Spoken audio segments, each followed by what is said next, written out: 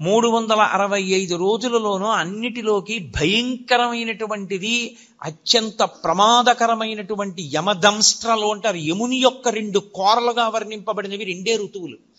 ఒకటి శరదృతువు, 2 వసంత ఋతువు. ఈ 2 ఋతువులు అత్యంత ప్రమాదకారులు. చాలా మంది ఈ ఋతువుల్లోనే పడిపోతారు కనుక అమ్మవారు ఏం చేసిందంటే, కొత్త సంవత్సరం చైత్రం ప్రారంభమై వసంత ఋతువు రాగానే పసిబిడ్డల దగ్గర నుంచి వృద్ధుల వరకు కాపాడడానికి అమ్మవారే అనుగ్రహ రూపంలో వేప చెట్టుకి పువ్వుగా వస్తుంది. మీకు ఏదో పట్టి పీడిస్తోంది, దోషం తెలియట్లేదు. ఎందువల్ల ఇలా అవుతోందండి అంటే, పర్వాలేదు అవుతుంది కానండి, ఏం పర్వాలేదండి అంటుంటారు. దోషం పట్టుకోలేరు. అది ఎందుకు వస్తుందో తెలుసా? ఎక్కడో మహాత్ముల మనసు కష్టపెట్టడమో, లేకపోతే ఏదో చెయ్యకూడని దోషం ఏదో చేశారు, అది జాతకంలోకి దొరకదు, పీడిస్తూ ఉంటుంది. మీకు దొరకని దోషం పోవాలి అంటే ఒక్క నంది అభిషేకానికే పోతుంది. మీకు అలాగే వైదీశ్వరంలో ఆయన రోగ నివారక స్వరూపంతో ఉంటాడు. అది అంగారక క్షేత్రం. అక్కడ విశేషమైన శక్తి కుజుడికి. అక్కడికి వెళ్ళి పూజ చేస్తే కుజగ్రహం అనుగ్రహిస్తుంది. జాతకంలో ఉండకూడని చోట కానీ కుజగ్రహం ఉన్నదా, చాలా ఇబ్బంది పెట్టేస్తుంది. శివ సందర్శన విధి అని మనకు ఒక ప్రత్యేకమైన పాఠం. శైవాగమమునందు శివ సందర్శన విధి అంటారు. అది శివ లింగ అని 2 స్వరూపములు. శివ అంటే మంగళం, భద్రం, శోభనం, కళ్యాణం, క్షేమం, అంతా మీకు మంగళప్రదమైనటువంటివి కటాక్షించగలిగినటువంటి శక్తి స్వరూపమునకు శివ అని పేరు. అందుకే శివునకు అమంగళమునకు సంబంధం ఉండదు. అసలు ఆయన ఎన్నడూ అమంగళము చేయువాడు కాడు. ఎప్పుడూ మంగళం చేసేవాడెవరో, ఎప్పుడూ భద్రాన్ని చేకూర్చేవాడెవరో, ఎవరి అనుగ్రహం చేత శుభ పరంపర మనకి కలుగుతుందో అటువంటి మహానుభావుణ్ణి శివ అని సంకేతిస్తాం. శివునకు ఒక రూపము కాదు. యథార్థమునకు అసలు పరమేశ్వరుడికి ఒక రూపం ఉంటే కదూ. కోటేశ్వరం అంటే ఏదో ఒక రూపంతో ఉంటాడు. పరమేశ్వరుడికి అలా ఒక రూపం ఉండదు. ఆయన చేసినటువంటి చేష్టితముల వలన భక్తులను అనుగ్రహించాలనేటటువంటి ఆయన యొక్క కారుణ్య తీవ్రత వలన ఆయన అనేక రూపములను ధరిస్తాడు. అందుకని లీలారూపములు అని పిలుస్తారు. అవి 63 లీలారూపములు ఉన్నాయి పరమశివుడికి. 63 లీలారూపములలో అత్యంత శ్లాఘనీయమైనగా ప్రస్తుతి చేయబడేటటువంటి స్వరూపం, మనకి ఎప్పుడూ మనం దర్శనం చేసేటటువంటి స్వరూపం, ఒక చేతిలో త్రిశూలం పట్టుకుని ఒక చేతిలో ఢమరుకాన్ని పట్టుకుని ఉంటాడు. నటరాజస్వరూపంగా ఢమరుకాన్ని పట్టుకుంటాడు, ఒక్కొక్కచో శివస్వరూపంగా ఢమరుకాన్ని పట్టుకుంటాడు. ప్రధానంగా శివుడు అనేటప్పటికి పట్టుకునేది త్రిశూలం. త్రిశూలం పట్టుకుని నిలబడ్డాడు అంటే అది శివ. త్రిశూలము అంటే లోకంలో ఉన్న నానుడు ఏమిటంటే అది పెట్టి పొడిచి చంపేస్తుంటాడు ఆయనని. అందుకొరకు కాదు ఆయనకు ఆయుధం. అది త్రైగుణ్యం శూలమేతస్య పరసు సత్యనిష్టత అని లింగపురాణం వ్యాఖ్య. త్రైగుణ్యం శూలమేతస్య, 3 గుణములు ఆయన చేతిల యందు ఉంటాయి. ఆ 3 గుణములే పైన ఉన్నటువంటి 3 పైకి పొడుచుకుని వచ్చినటువంటి శూలస్వరూపములు. ఈ 3 ఒక కర్ర లాంటి దానికి ఆధారభూతమై దాని నుండి పైకి ప్రసరిస్తాయి కొమ్ముల్లా. ఆ 3 దండంలా ఉండేటటువంటిది ఏది ఉందో అది నిర్గుణ స్థితి. అసలు ఏ గుణము లేనటువంటి స్థితి పరమేశ్వరుడిది. అందులో నుండి 3 గుణములను ప్రసరింపచేయగలిగినటువంటి శక్తి స్వరూపుడు కూడా ఆయనే. అది చెప్పడానికి ఆయన త్రిశూలం పట్టుకుంటాడు. సాధారణంగా మీకు శివాలయం అంటే ఎక్కడ శివస్వరూపము ప్రకటనముగా ఒక రూపంతో కరచరణాదులతో ఉండదు. శివాలయం అంటే అది శివలింగాలయం అని గుర్తు. లింగస్వరూపమే ఉంటుంది శివాలయంలో. ఆ లింగస్వరూపమునకు ఒక రూపము లేదు. లింగము ఇలాగే ఉండాలి అని నిర్ణయం ఏం లేదు. చిన్న లింగం ఉంటుంది, పెద్ద లింగం ఉంటుంది, చాలా పెద్ద లింగం ఉంటుంది, వివిధ పదార్థములతో చేయబడినటువంటి శివలింగాలు ఉంటాయి. కొన్ని పడుకున్న లింగాలు ఉంటాయి, కొన్ని కూర్చున్న లింగాలు ఉంటాయి, కొన్ని నిలబడిన లింగాలు ఉంటాయి. శివలింగాన్ని నిర్మాణం చేసినటువంటి తీరును బట్టి ఆ శివలింగం పడుకుందా, నించుందా, కూర్చుందా కూడా చెప్తారు. అటువంటి శివస్వరూపంలో శివాలయంలో లింగము అని ఉంటుంది. అసలు ఆ లింగము అన్న మాటకు అర్థమేమి అన్నది సక్రమంగా అర్థమైతే శివాలయానికి అసలు మనం ఎందుకు వెళ్ళాలి, ఎందుకు దర్శనం చెయ్యాలి, దర్శనం చేసి మనం పొందేటటువంటి ప్రయోజనం ఏమిటి అన్న దాని మీద ఒక అవగాహన ఏర్పడుతుంది. మీకు నేను తేలికగా అర్థమయ్యేటట్టు చెప్పాలి అంటే, లింగం అన్న మాట ఏకకాలమునందు రెండు అర్థములను గోచరింపచేస్తుంది. ఒకటి, నాకు ఒక అనుమానం వచ్చింది. ఏమిటి అనుమానం అంటే, సప్తధాతువులేగా ఎవరి ఎందున్నా, ఇప్పుడు ఈ సభలో ఉన్న ఎవరిలో ఉన్నవైనా నాలో ఉన్నవైనా కేవలము సప్తధాతువులే. చర్మము, రక్తము, మాంసము, కొవ్వు, అస్థి, శుక్ల, మేధ, ఈ 7 పదార్థములతోటే ఇన్ని శరీరములు తయారయ్యాయి. కానీ ఒక శరీరాన్ని పోలినట్టు వేరొక శరీరం ఉండదు. అలాగని తండ్రి పోలిక కొడుక్కి రాకుండా ఉండదు, ఏదో కూతురికి ఏ మేనమామ పోలికో తల్లి పోలికో వస్తుంది. మరి పోలికొచ్చినా ఒకేలా మాత్రం ఏ 2 వ్యక్తులు ఉండడానికి అవకాశం లేదు. ఇంత భిన్నత్వంతో ఈ లోకాన్నంతటినీ ఆయన సృజించాడు.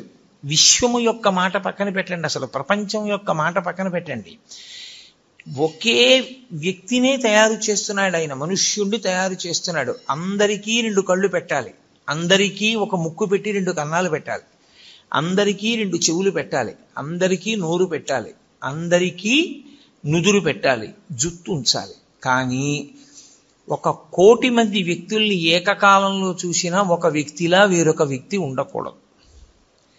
ఇంత నిర్మాణ దక్షతతో, ఇంత గొప్పగా అదే పదార్థములతో ఇంత భిన్నత్వాన్ని తీసుకొచ్చేటట్టుగా చెక్కిన శిల్పి ఎవరు నాకు చూడాలనిపించింది అనుకోండి. నేను ఎక్కడో అక్కడ చూడాలి కదూ, వాడిని చూడాలని నాకు ఆతృత పుట్టింది. ఏదో మనం బదరీ వెళ్ళాలనుకున్నట్టు, కేదారం వెళ్ళాలనుకున్నట్టు, అరుణాచలం వెళ్ళాలనుకున్నట్టు ఆయన ఒక్కసారి చూద్దామని అనిపించింది అనుకోండి.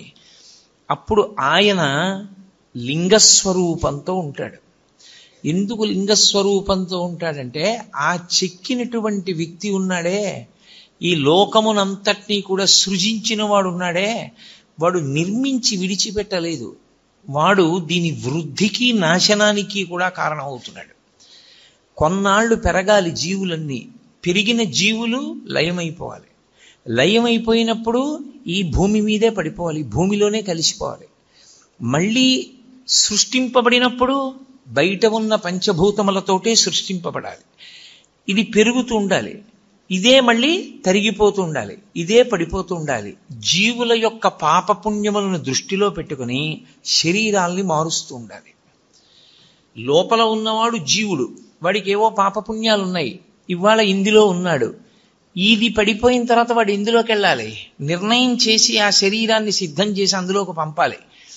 ఇన్ని లెక్కలు కట్టుకుంటూ ఉండాలి, ఇన్ని విషయాల్ని చూస్తూ ఉండాలి, ఇన్ని విషయాల్ని నిర్వహిస్తూ ఉండాలి. అందుకే మీరు ఎప్పుడైనా దేవతా స్వరూపాల్ని చూస్తే సనాతన ధర్మంలో తామర పువ్వు పట్టుకుంటారు. ప్రతి వాళ్ళు ఓ తామర పువ్వు పట్టుకుంటారు. ఎందుకు ఆ తామర పువ్వు అంటే, తామర పువ్వు వికసనమునకు గుర్తు. వికసనము అంటే ఒక నిర్దిష్టమైనటువంటి వ్యూహముతో ఈ విశ్వము నిర్వహింపబడేటట్టుగా చేయగలిగినటువంటి ఏర్పాటు. భూమి తన చుట్టూ తాను తిరగాలి, తిరుగుతూ సూర్యుడి చుట్టూ తిరగాలి. భూమి తన చుట్టూ తాను తిరుగుతున్నప్పుడు ఒకే వేగంతో తిరగాలి, 24 గంటల్లో పూర్తి చెయ్యాలి. సూర్యుడి చుట్టూ తిరిగితే ఋతువులు ఏర్పడాలి, తన చుట్టూ తాను తిరిగితే రాత్రింబవళ్ళు ఏర్పడాలి. నక్షత్రములు భూమి కన్నా 1,00,00,000 రెట్ల పెద్దవైన మిణుక్కు మిణుక్కుమంటూ అంత దూరంలో అలాగే ప్రకాశిస్తూ ఉండాలి, స్వయం ప్రకాశకములై.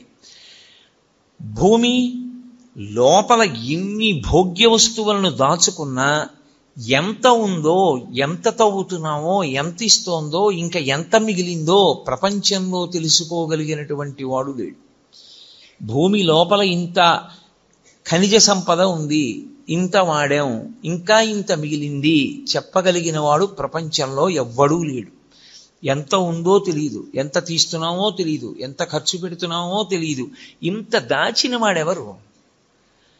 అదిగో ఇవన్నీ నిర్వహిస్తున్నవాడున్నాడే, వాడు పరమేశ్వరుడు అని పేరు. ఆ పరమేశ్వరుణ్ణి చూడాలనేటటువంటి కుతూహలం కలిగినటువంటి వాడు ఆలయ ప్రవేశం చేసినప్పుడు లింగముగా దర్శనమిస్తాడు. లింగము అంటే గుర్తు. దేనికి గుర్తు? నీకు కలిగిన ఆర్తికి జవాబు చెప్పటానికి గుర్తు. అందుకే శివాలయంలోకి ఎందుకు వెళ్ళాలి అంటే, నీకు ఆర్తి కలిగితే వెళ్ళాలి. ఏ ఆర్తి కలిగితే వెళ్ళాలి అంటే, నీకు అసలు ఈ విశ్వాన్నంతటినీ నిర్మించి నిర్వహించి లయం చేస్తున్న వాణ్ణి చూడాలి అని నీకు అనిపిస్తే అప్పుడు శివాలయంలోకి వెళ్ళాలి. ఆ వెళ్ళినప్పుడు నీకు కలిగేటటువంటి అనుభూతి వేరు. అది లేకుండా శివాలయంలో ప్రవేశిస్తే ఉండేటటువంటి స్థితి వేరు. అందుకే లింగం నీకు కలిగిన ఆర్తికి జవాబు కాదు. పరమేశ్వరుడి వైపు నుంచి చూసినప్పుడు పరమేశ్వరుడికి అసలు రూపం ఏమిటి? ఈ రూపంతో ఉంటాడు పరమేశ్వరుడు, ఇంతే, ఇలాగే ఉంటాడు, ఇంకింతకన్నా భిన్నంగా ఉండడు అని నేను అన్నాను అనుకోండి, తప్పది. అసలు ఈశ్వరుడికి ఆకృతి లేదు. కొంచెం నేను దగ్గరికి తీసుకొచ్చి చెప్పాలి అంటే, యథార్థం అవుతుందని చెప్పలేను, దగ్గరికి తీసుకొచ్చి చెప్పాలంటే ఆయన మేలిమి బంగారము వంటి వాడు. ఇప్పుడు ఆ బంగారంతో మీరు గొలుసు చేయించుకోవచ్చు, కేయూరం చేయించుకోవచ్చు, కంకణం చేయించుకోవచ్చు. అది నామరూపములుగా మీ ఇష్టాన్ని బట్టి మారుతుంది. కానీ అసలు పరమేశ్వరుడు ముద్ద బంగారం, దానికి ఏం రూపం లేదు, మీరు మార్చుకున్నారు. భగవంతుడు నాకు ఈ రూపంతో కనపడాలని ఆర్తి పొందినటువంటి భాగవతుల యొక్క కోరిక తీర్చడానికి ఆయన ఒక రూపాన్ని పొందాడు తప్ప ఆయనకంటూ అసలు రూపమే లేదు. ఆయన నిర్గుణుడు. అందుకే వేదాంత డిండిమం చేస్తూ శంకరాచార్యులు వారు అంటారు, పీఠం అంబమయం సర్వం శివలింగైశ్చ చిన్మయం సాకారంచ నిరాకారం నిర్గుణంచ గుణాత్మకం తత్వం తత్పరమం బ్రహ్మ ఇది వేదాంత డిండిమహ అంటారు. ఆయన నిర్గుణంలోంచి సగుణంగా వస్తాడు, కంటికి కనపడే రూపంలో వస్తాడు. ఎందుకు అలా రావాలి అంటే, ఏదో ఒక రూపంలో రావాలని కోరుకున్న భక్తుడు ఒకడున్నాడు, వాడి కోసం రూపం దాల్చాడు. లేకపోతే అసలు ఆయనకి రూపంతో ఉండవలసిన అవసరమే లేదు, అంతటా నిండి నిబిడీకృతమై ఉంటాడు.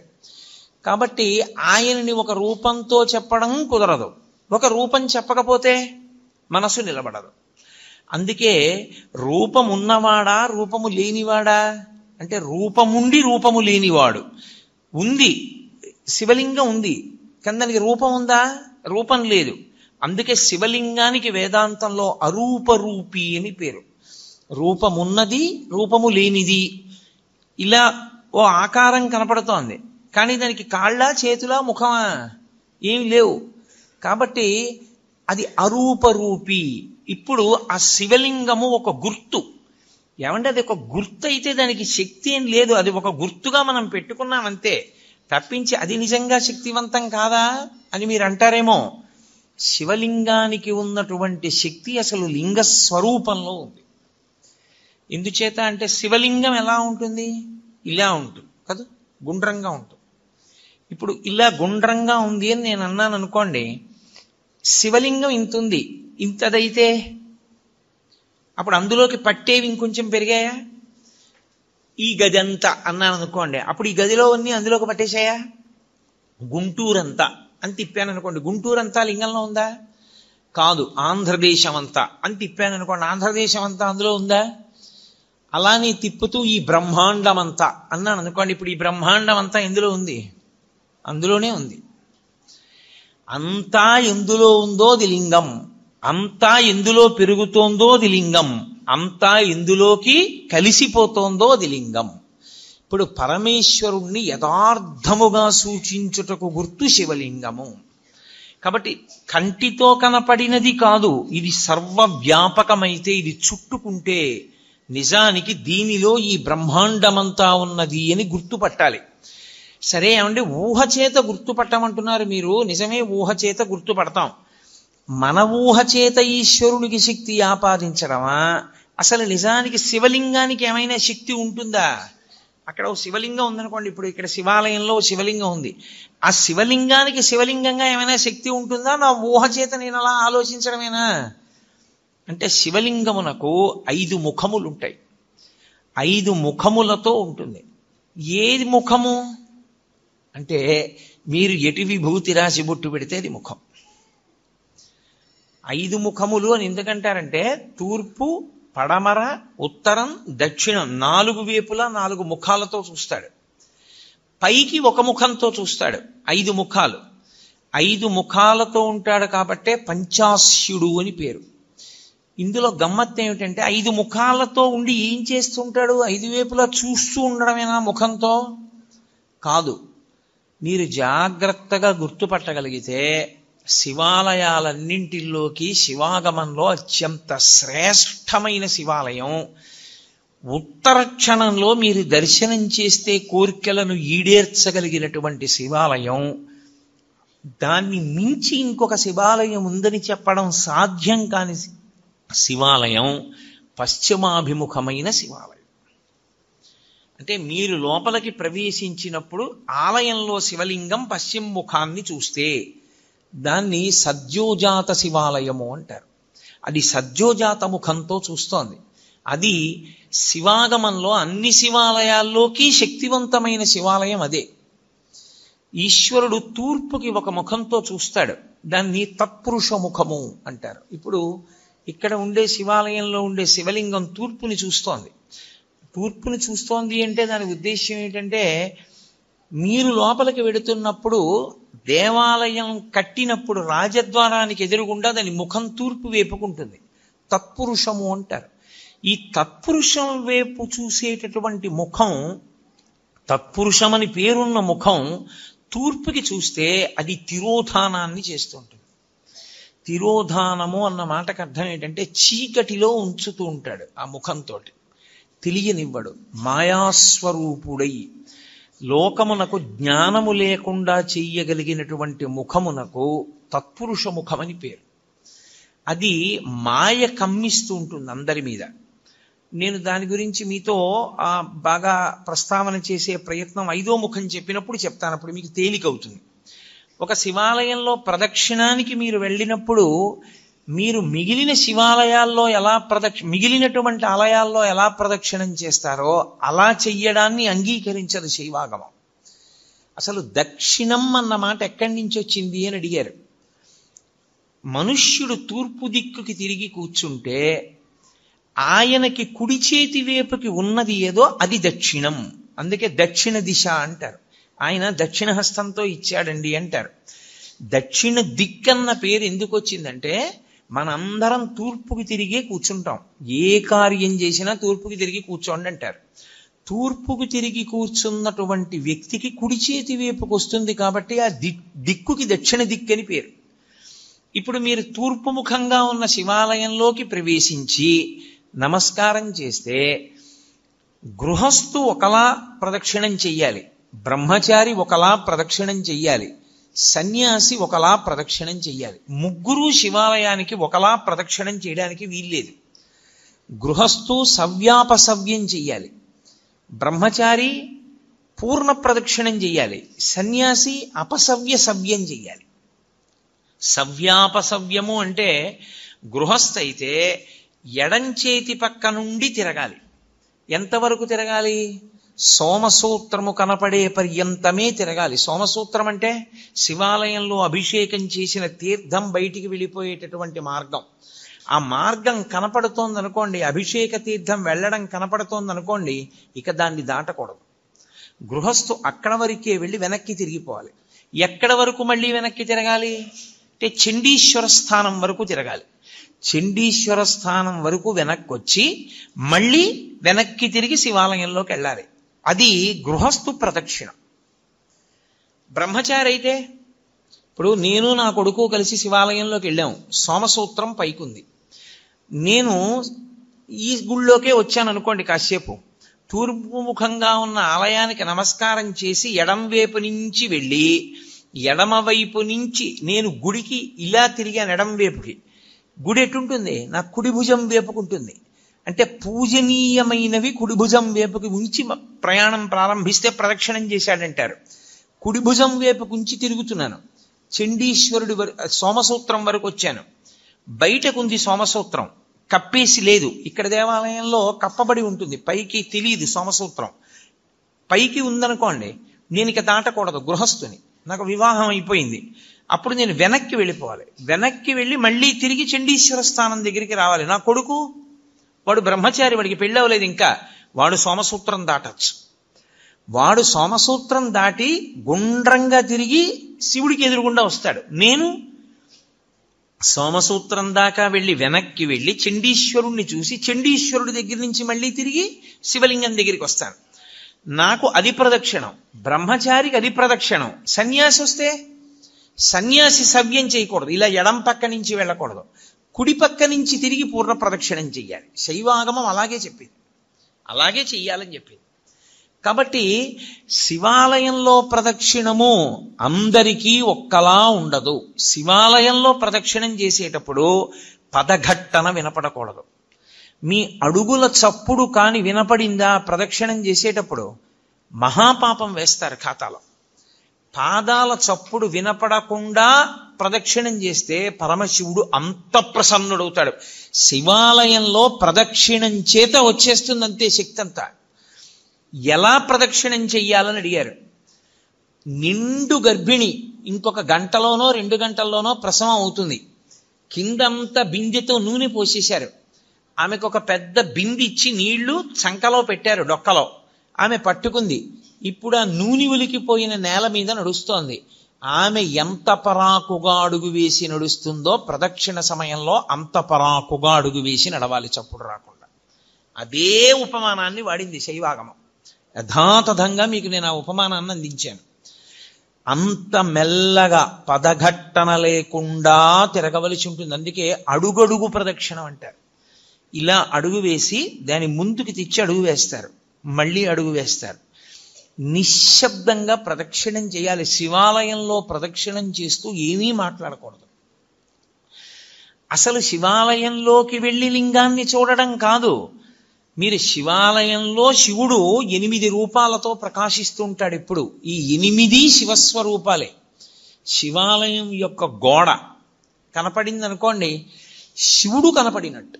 అందుకే పూర్వం ధ్వజం ఎంత దూరం కనపడుతుందో అంత దూరము చెప్పులు విప్పి మేళతాళాలు మోగించేవారు కాదు. అలా ఊరేగింపు వెళ్ళిపోతుంది అనుకోండి, ఏదో పెళ్లి ఊరేగింపు, దేవాలయానికి ధ్వజం కనపడితే ఇక ఆ ధ్వజం కనపడినంత దూరం మేళతాళాలు మోగించేవారు కాదు. ఎందుకంటే ఈశ్వరోత్సవం అయితేనే మోగించాలి. శివుడే లెక్క ఆ గోడ. ఆ గోడ దగ్గరికి వెళ్ళి నువ్వు ఏదైనా చెయ్యకూడని పని చేస్తే శివలింగం మీద చేసినట్లే లెక్కలో కడతారు శాస్త్రంలో. అందుకే అన్ని ప్రాకారాల నిర్మాణం అందుకు చేసేవారు, రక్షించడానికి.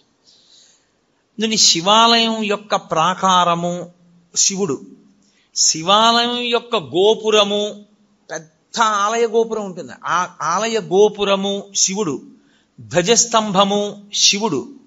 మీరు లోపలికి వచ్చిన తర్వాత శివలింగం ఉన్నటువంటి ఆలయ గోపురము శివుడు, లోపల ఉన్న శివలింగము శివుడు, అర్చక స్వామి శివుడు, చండీశ్వరుడు శివుడు, బలిపీఠము శివుడు.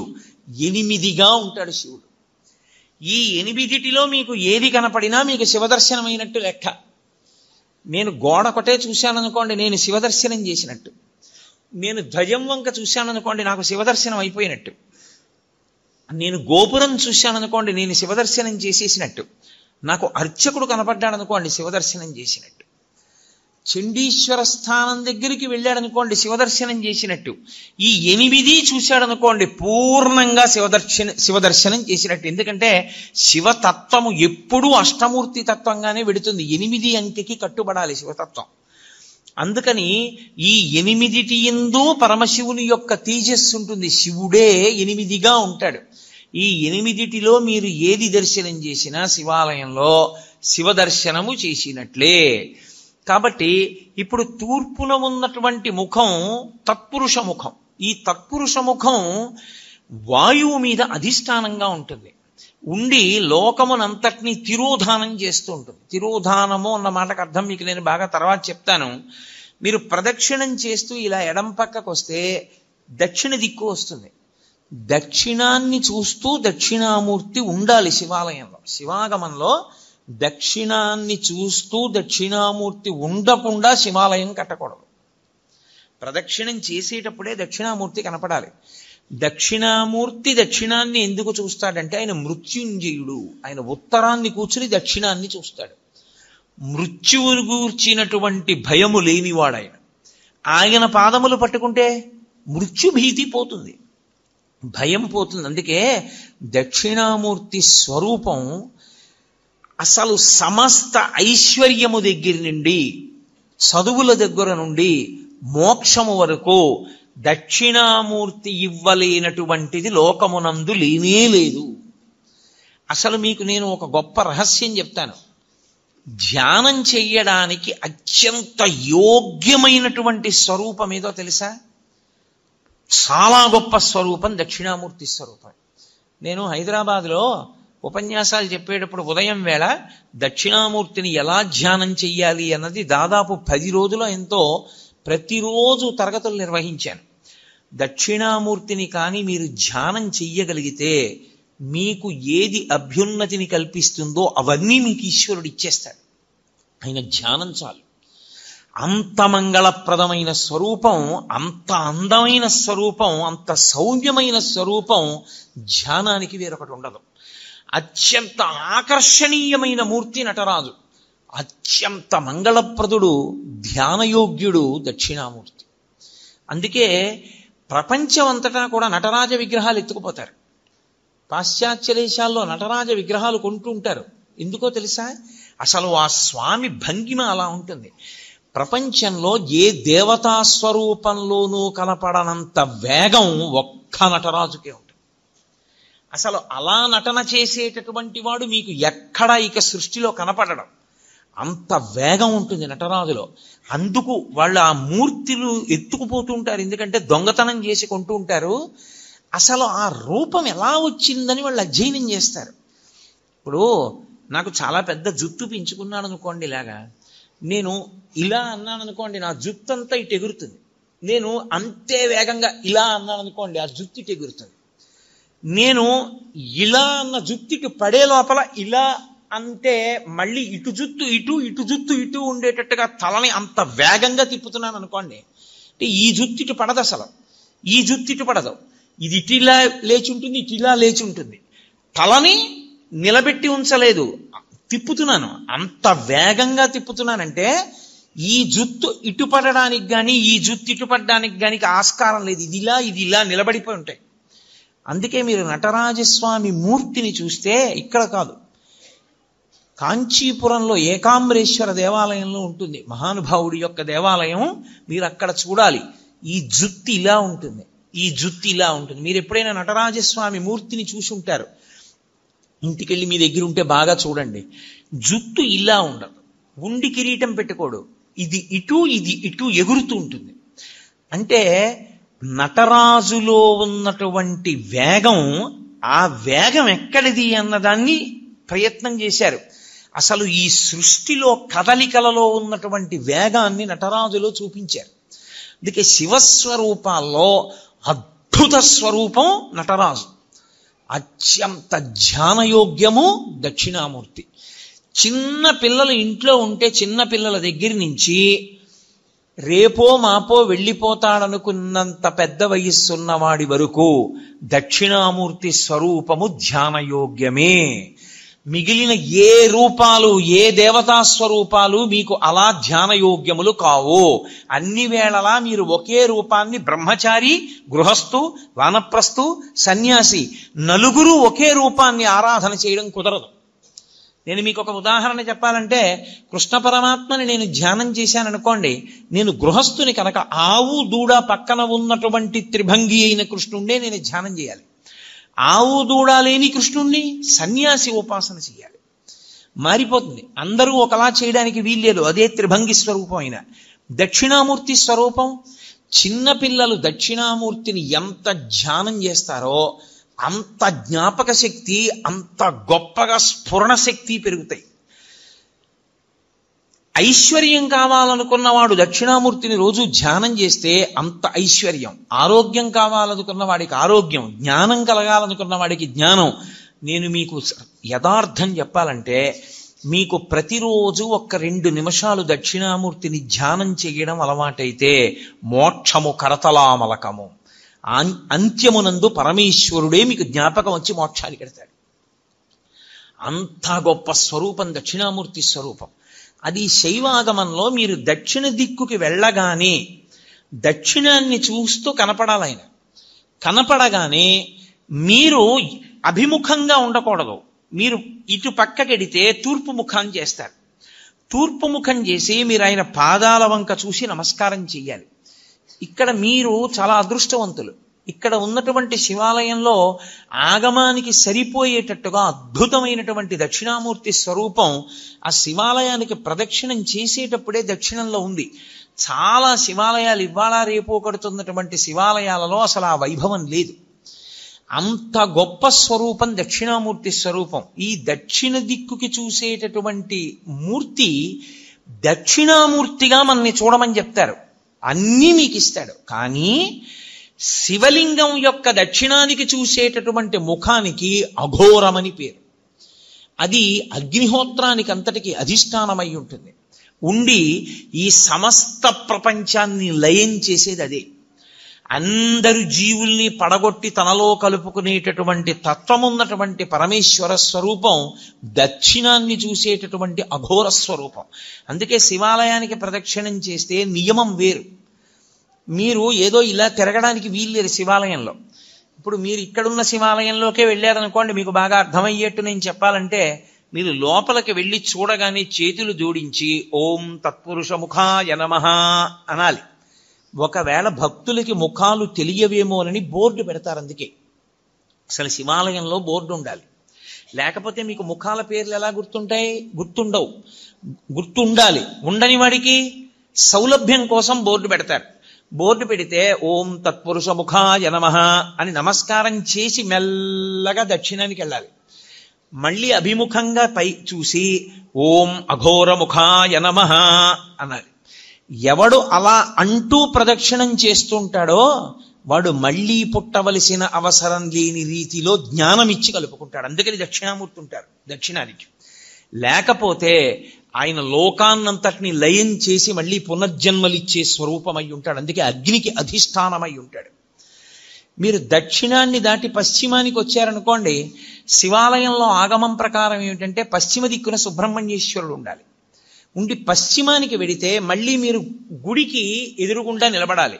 ఆ గుడి యొక్క గోడకి ఎదురుగుండా నిలబడి ఓం సద్యోజాతముఖాయ నమః అనాలి. సద్యోజాతము అనబడేటటువంటి ముఖం పశ్చిమ దిక్కుని చూస్తూ ఉంటుంది.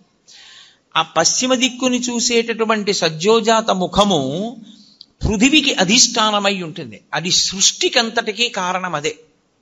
ఆ ముఖంలోంచే ఈశ్వరుడు మళ్ళీ పునః సృష్టి చేస్తుంటాడు. అందుకే లోకంలో మాట అంటారు, శివాలయానికి ప్రదక్షిణం చేస్తే తీరని కోరికుందా అంటారు. కారణం ఏమిటో తెలుసా? బిడ్డలు పుట్టాలన్న కోరిక దగ్గర నుంచి సమస్త కోర్కెలు శివాలయంలోనే తీరుతాయి. కాబట్టి ఇప్పుడు పశ్చిమాన్ని చూసేటటువంటి ముఖం సద్యోజాత ముఖం. అటు తిరిగి అంటే పశ్చిమానికి వెళ్ళినప్పుడు తూర్పుకి తిరగాలి. తూర్పుకి తిరిగి ఓం సద్యోజాత ముఖాయ నమః అనాలి. సద్యోజాత ముఖమే అత్యంత శక్తివంతమైనటువంటి ముఖం. ఇప్పుడు సద్యోజాతాన్ని దాటి మళ్ళీ వెనక్కి వెళ్ళడం ప్రదక్షిణ విధి పక్కన పెట్టండి. మీరు అది దాటితే ఉత్తర దిక్కుకు వస్తారు. ఉత్తర దిక్కుకు వచ్చినప్పుడు మళ్ళీ శివాలయం గోడకి ఎదురుగుండా నిలబడాలి. నిలబడి ఓం వామదేవాయ నమః అనాలి. వామదేవుడు అంటే ఎవరు అన్నది శివమహాపురాణం చెప్పింది. ఏమ్మా పిల్లని కాసేపు బయటికి తీసుకెళ్ళకూడదా? ఎందుకమ్మా పిల్ల ఎందో ఏదో మాట్లాడుతూ ఉంటుంది, చిన్నపిల్ల దానికి ఏం తెలుసు, కాసేపు బయటికి తీసుకెళ్ళండి. శివమహాపురాణం ఆ ఉత్తర దిక్కున ఉండేటటువంటి శివుడి ముఖాన్ని వామదేవ ముఖము అని పిలిచింది. దాని గురించి మాట్లాడుతూ మంగళాయతనం దేవం యువానమతిమంగళం ఝాయేత్ కల్పతరోర్మూలే సుఖాసీనం సహోమయా అంటుంది లింగపురాణం. ఆ ముఖము నీటి మీద అధిష్టానం కాబట్టి అది ఏం చేస్తూ ఉంటుందంటే సమస్త మంగళములను మీకు కృప చేసేటటువంటి ముఖమదే. యథార్థమునకు అదే విష్ణు స్వరూపం, అదే విష్ణువు. అందుకే శివాలయంలోకి వెడితే అందరికీ నమస్కారం అయిపోతుంది. ఓం వామదేవాయ నమః అని అన్నారనుకోండి, లేకపోతే ఓం వామదేవ ముఖాయ నమః అంటే అనారోగ్యం ఉండదు. అందుకే శివాలయంలో ప్రదక్షిణాలు చేయండి అని ఎందుకంటారో తెలుసా? మెల్లగా ప్రదక్షిణం చేసి ఉత్తరానికి వెళ్ళి నమస్కారం చేస్తే సమస్త అనారోగ్యములకు హేతు ఎక్కడుంటుందంటే ఈశ్వరుడు నీటి ద్వారా అనారోగ్యాన్ని ఇస్తాడు. అందుకే బ్రతుకుట అంటే నీటి వలననే, భోగము నశించుట నీటి వలననే, అనారోగ్యము నీటి వలననే. సంజీవనం సమస్తస్య జగత సలిలాత్మిక భవయుత్యుచ్యతే మూర్తిర్భవస్య పరమాత్మనః అంటుంది లింగ పురాణం. నీటి మీద ఆయన అధిష్టానం. మీకు అందుకే ఏదైనా ఊరు వెళ్ళారనుకోండి, నాకు అక్కడ కూర పడలేదండి అన్నావు, నాకు ఆ నీళ్లు పడలేదండి అంటాడు. అనారోగ్యమునకు కారణము నీరే, మనిషి పడిపోవడానికి కారణము నీరే. నీరు అంత శక్తివంతం. నీటి మీద అధిష్టానమై ఆయన ఉత్తరాన్ని చూస్తూ ఉంటాడు. ఆ ముఖానికి ప్రతిరోజు మీరు గోడవంక చూసి ఓం వామదేవ ముఖాయ నమః అన్నారనుకోండి, ఆయన మీకు ఏకకాలమునందు మూడిటిని కృప చేస్తాడు. ఒకటి, మీకు ఏదుందో దాన్ని ఉంచుతాడు, అది పాడైపోకుండా కాపాడతాడు. రెండవది, మీకు ఉత్తరోత్తరాభివృద్ధిని ఆయనే కల్పిస్తాడు. ఉత్తరోత్తర మీరు సంతోషంగా ఉండడానికి కావలసిన సమస్త అభివృద్ధి ఆ ముఖంలోంచే వస్తుంది. మూడు, వచ్చినటువంటి భోగస్థానములను మీరు అనుభవించడానికి వీలుగా దేహారోగ్యం ఉంచుతాడు. ఈ మూడు ఇంగ్లీష్లో సస్టినెన్స్ అంటారు, స్థితి ఉంచుట. ఈ పదంలోకి వెళ్ళేటటువంటి సమస్తమైనవి కూడా వామదేవ ముఖంలోకే వెళ్ళిపోతాయి. వామదేవ ముఖంతో ఉన్న మూర్తిని పూర్తిగా చూడాలంటే మీరు పశుపతినాథ్ దేవాలయం ఎదురుగుండా ఉన్న గోడ పైన ఉన్నటువంటి శిఖరం దగ్గర చూడాలి. శివమహాపురాణంలో ఎలా చెప్పారో అలాగే కల్పవృక్షం కింద కూర్చుని ఎడమతొడ మీద పార్వతీదేవిని పెట్టుకుని ఎంత సంతోషంగానో, ఎంత నవ్వుతూ ఉంటాడో. పరమశివుడు అంత ప్రసన్నుడై అంత నవ్వుతూ మీకు కనపడ్డావు. వామదేవ ముఖంతో ఉండేటటువంటి పరమేశ్వరుడు అంత ప్రహృష్టవదనంతో ఉంటాడు. వెళ్ళి ఓం వామదేవ ముఖాయ నమః అంటూ ఉంటే చాలు, ఆయన ఎంతో ప్రీతి చెందుతాడు. తూర్పు ముఖాన్ని అలా ఉంచండి. 5వ ముఖం పైకి ఉందే, దాన్ని ప్రదక్షిణం పూర్తి చేసేటప్పుడు చూడాలి. మీ ప్రదక్షిణం పూర్తయిపోయాక శివాలయంలో లింగాన్ని చూసి బయటికి వచ్చేయకూడదు. ఒకసారి మీరు అక్కడే నిలబడి పైకి చూడాలి. ఇలాగా చూసి ఓం ఈశానముఖాయ నమః అనాలి. దానికి పేరు ఈశానము అని పేరు 5వ తలకాయకి. అది ఆకాశానికి అంతటికి అధిష్టానమై ఉంటుంది. అదే మోక్షకారకం. ఇప్పుడు మీరు కొంచెం జాగ్రత్తగా గమనిస్తే నేను ఇందులో 5 ముఖముల చేత 5 కార్యములను ప్రతిపాదన చేశాను. సృష్టి, స్థితి, లయ, తిరోధాన, అనుగ్రహములు అని. సృష్టి కొత్తగా ఏర్పడుతూ ఉండడం, స్థితి ఉండడం, లయ పడిపోవడం, మళ్ళీ బ్రహ్మాండంలో కలిసిపోతూ ఉండడం. తిరోధానము అన్న మాటకు అర్థం ఏమిటో ఇప్పుడు నేను చెప్తాను చూడండి. తిరస్కరణీ విద్య అని ఒక విద్య, తిరస్కరణీ విద్య ఉందండి ఆయన దగ్గర, చాలా జాగ్రత్తగా ఉండండి అంటారు. తిరస్కరణీ విద్య అంటే ఏమిటో తెలుసా? ఆయన తనకి ఉన్నటువంటి ఉపాసన బలం చేత, తనకి వశమైనటువంటి దేవతల కృప చేత అక్కడ ఉన్న వస్తువు మీకు కనపడకుండా చేస్తాడు. దాన్ని తిరస్కరణీ విద్య అంటారు. అప్పుడు ఏమవుతుందంటే ఆయన ఏ దేవతని పిలిచాడో ఆ దేవత మీకు కనపడకుండా చేస్తుంది ఆ వస్తువుని. చిన్న చిన్న దేవతల్ని పట్టుకుని ఉపాసన చేస్తారు. చేస్తే తిరస్కరణీ విద్య స్వాధీనం అయిపోతుంది. తిరస్కరణి ఎంత గొప్పదో అలాగే అవతల వారిని వశీకరణం చేస్తారు. వాళ్ళు ఎప్పుడూ ఇంకా వాళ్ళకే వశవర్తులైపోతారు. అలా వశీకరణ విద్య, ఇవన్నీ విద్యలు ఉంటాయి. ఇందులో తిరస్కరణీ విద్య అక్కడ ఉన్నది కనపడదు, కనపడకుండా చేస్తాడు. అక్కడది ఉన్నది కనపడకుండా చెయ్యడం తిరస్కరణీ విద్య అయితే, తిరస్కరణి ఎక్కడి నుంచి వచ్చిందో తెలుసా? తిరోధానము. తిరోధానము అంటే ఉన్నది కనపడకుండా లేనిది ఉన్నట్టు కనపడుతుంది. చూసారా, మాంత్రికుడు మాయ చేశాడండి అంటారు. అదే తిరస్కరణీ విద్య. తిరోధానము అంటే ఏది ఉన్నదో అది కనపడకుండా, ఏది లేదో అది ఉన్నట్టు కనపడుతుంది. సత్యము అసత్యముగా, అసత్యము సత్యముగా కనపడేటట్టు చేయగలిగిన ముఖమునకు తత్పురుష ముఖం అని పేరు. అది తిరస్కరణి. ఏది దాస్తోంది అది? అదే మాయా. శంకర భగవత్పాదుల యొక్క ప్రతిపాదన అక్కడుంది. అందుకని పీఠాధిపతులందరూ చంద్రమౌళీశ్వరారాధన చేస్తారు. వాళ్ళందరూ చంద్రమౌళీశ్వరారాధన ఎందుకు చేస్తారంటే వాళ్ళెవ్వరూ మాయకి కట్టబడకుండా జ్ఞానమునందు నిలబడడానికి శంకరాచార్యుల వారు పెట్టిన పద్ధతి. ఇప్పుడు తిరస్కరణి ఉన్నది ఆత్మ ఒక్కటే, పరమేశ్వరుడు ఒక్కడే ఉన్నాడు. ఒక్కడే అయిన పరమేశ్వరుడు కనపడకుండా విశ్వము కనపడుతూ ఉంటుంది. అబ్బో ఎంతమంది ఉన్నారో, ఎన్ని మొక్కలు ఉన్నాయో, ఎన్ని పువ్వులు ఉన్నాయో అంటాడు తప్ప ఉన్న విశ్వనాథుడు కనపడడు. విశ్వనాథుడు కనపడకుండా విశ్వం కనపడేటట్టు చేస్తాడు. అలా కనపడినంత కాలం మాయకి వశుడైపోయాడు. గుర్తు, మాయకి వశుడైనంత కాలం మళ్ళీ పుడుతూ ఉంటాడు. మళ్ళీ పుట్టినవాడు మళ్ళీ చస్తూ ఉంటాడు, మళ్ళీ చచ్చినవాడు మళ్ళీ పుడుతూ ఉంటాడు. అంటే సృష్టి స్థితి లయ తిరోధాన, సృష్టి స్థితి లయ తిరోధాన వీటిలో తిరుగుతాడు. ఐదవది అనుగ్రహం, మోక్షమూర్తి. అది దక్షిణామూర్తి దగ్గర ప్రారంభం అవుతుంది. ఆయన అనుగ్రహించాడా అసలు ఉన్న వస్తువు కనపడే అసత్యమైన వస్తువు కనపడకుండా పోతుంది.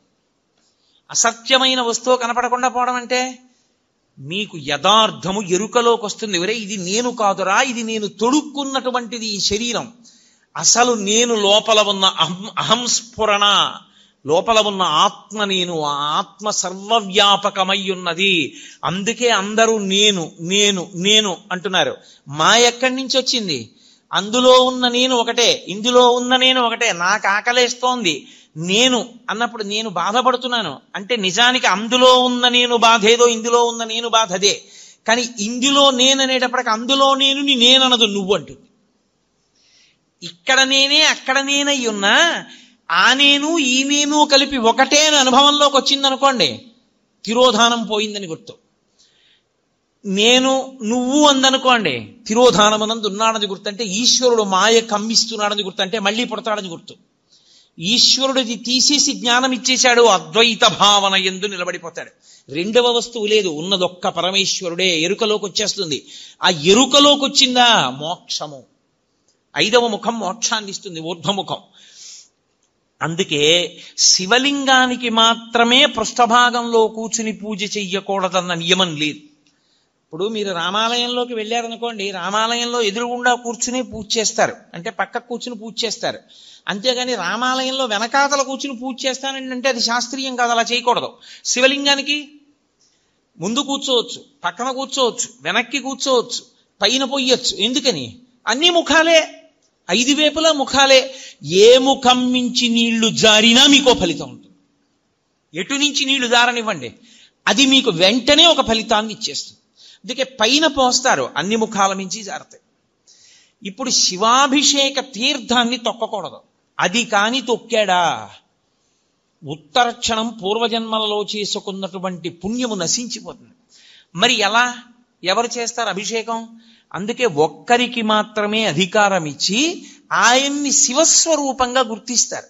గుర్తించి ఆయనకి దీక్ష ఇచ్చి ఎవరు ఆ ప్రత్యేకమైన దీక్ష యందు ఉంటాడో వాడికొక్కడికే అభిషేకం చేసేటటువంటి అధికారం ఉంటుంది.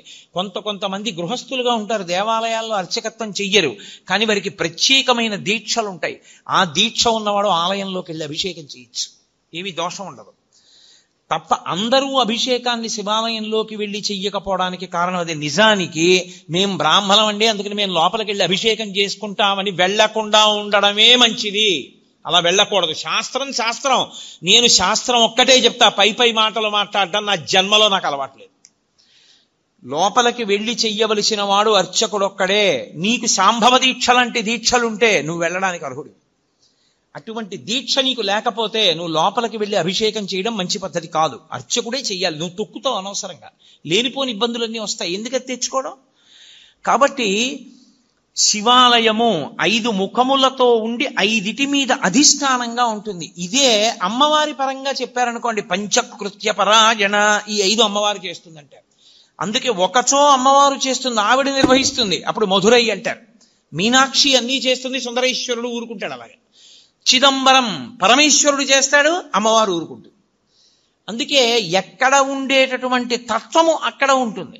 కాబట్టి అమ్మవారు చేస్తుంది, అయ్యవారు చేస్తారు ఈ పంచకృత్యములను. శైవ సిద్ధాంతమనందు ఈ 5 పరమశివుడు చేస్తాడు అని మనం శివ సందర్శన విధి యందు శైవాగమని చెప్తుంది. అందుకుని అలా చూడాలి. శివాలయంలోకి వెళ్ళినప్పుడు శివలింగాన్ని 3 మూర్తులుగా చూడవలసి ఉంటుంది. స్థూలలింగము, సూక్ష్మలింగము, భద్రలింగము అని 3. స్థూలలింగము అంటే ఆలయం యొక్క గోపురం. అందుకే శివాలయంలోకి వెడుతూనే ఏవీ మాట్లాడవద్దు అని చెప్తారు. నువ్వు ఇవన్నీ చూస్తూ వెళ్ళు. ఆలయ శిఖరం వంక చూస్తే స్థూలలింగాన్ని చూసినట్టు, ఆలయంలో ఉన్న శివలింగాన్ని చూస్తే సూక్ష్మలింగాన్ని చూసినట్టు, బలిపీఠాన్ని చూస్తే భద్రలింగాన్ని చూసినట్టు. బలిపీఠము అంటే ఉగ్రభూతములు తిరుగుతుంటాయి వాతావరణంలో, వాటిని మీరు దేవాలయంలో భక్తుల్ని ఇబ్బంది పెట్టవద్దని కొంచెం అన్నం తెచ్చి బలిహరణ మంటపం మీద పెడతారు. అవి తింటాయి, ఆ మంటపం మీద ఉన్న అన్నం తింటాయి, అవి భక్తుల జోలికి రావు.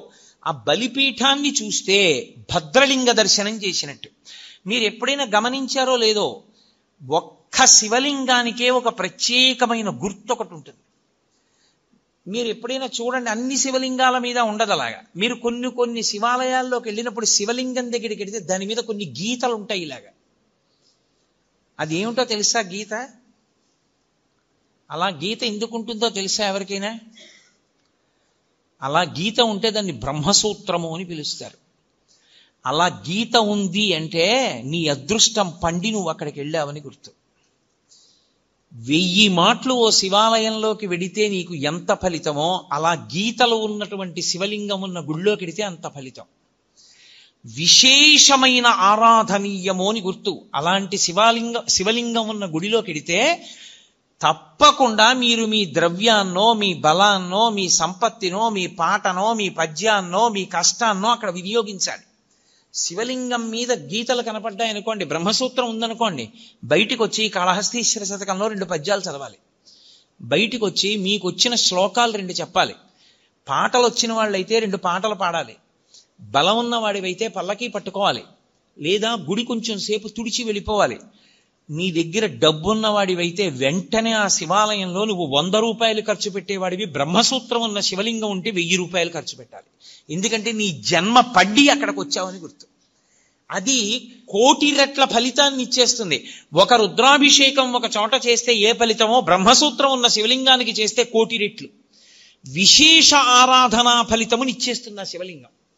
అలా ఇవ్వగలిగిన శివలింగం అని గుర్తు చెప్పడానికి వచ్చిన వాళ్ళకి బ్రహ్మసూత్రం ఉంటుంది దాని మీద. అది చెక్కినప్పుడే ఆ బ్రహ్మసూత్రం చెక్కుతారు. బ్రహ్మసూత్రం ఉన్నది మీకు పరాకు చెప్పినట్టు శివలింగం మీద. జాగ్రత్తగా ఉండు సుమా. తేతలి అని ఒక గ్రామం.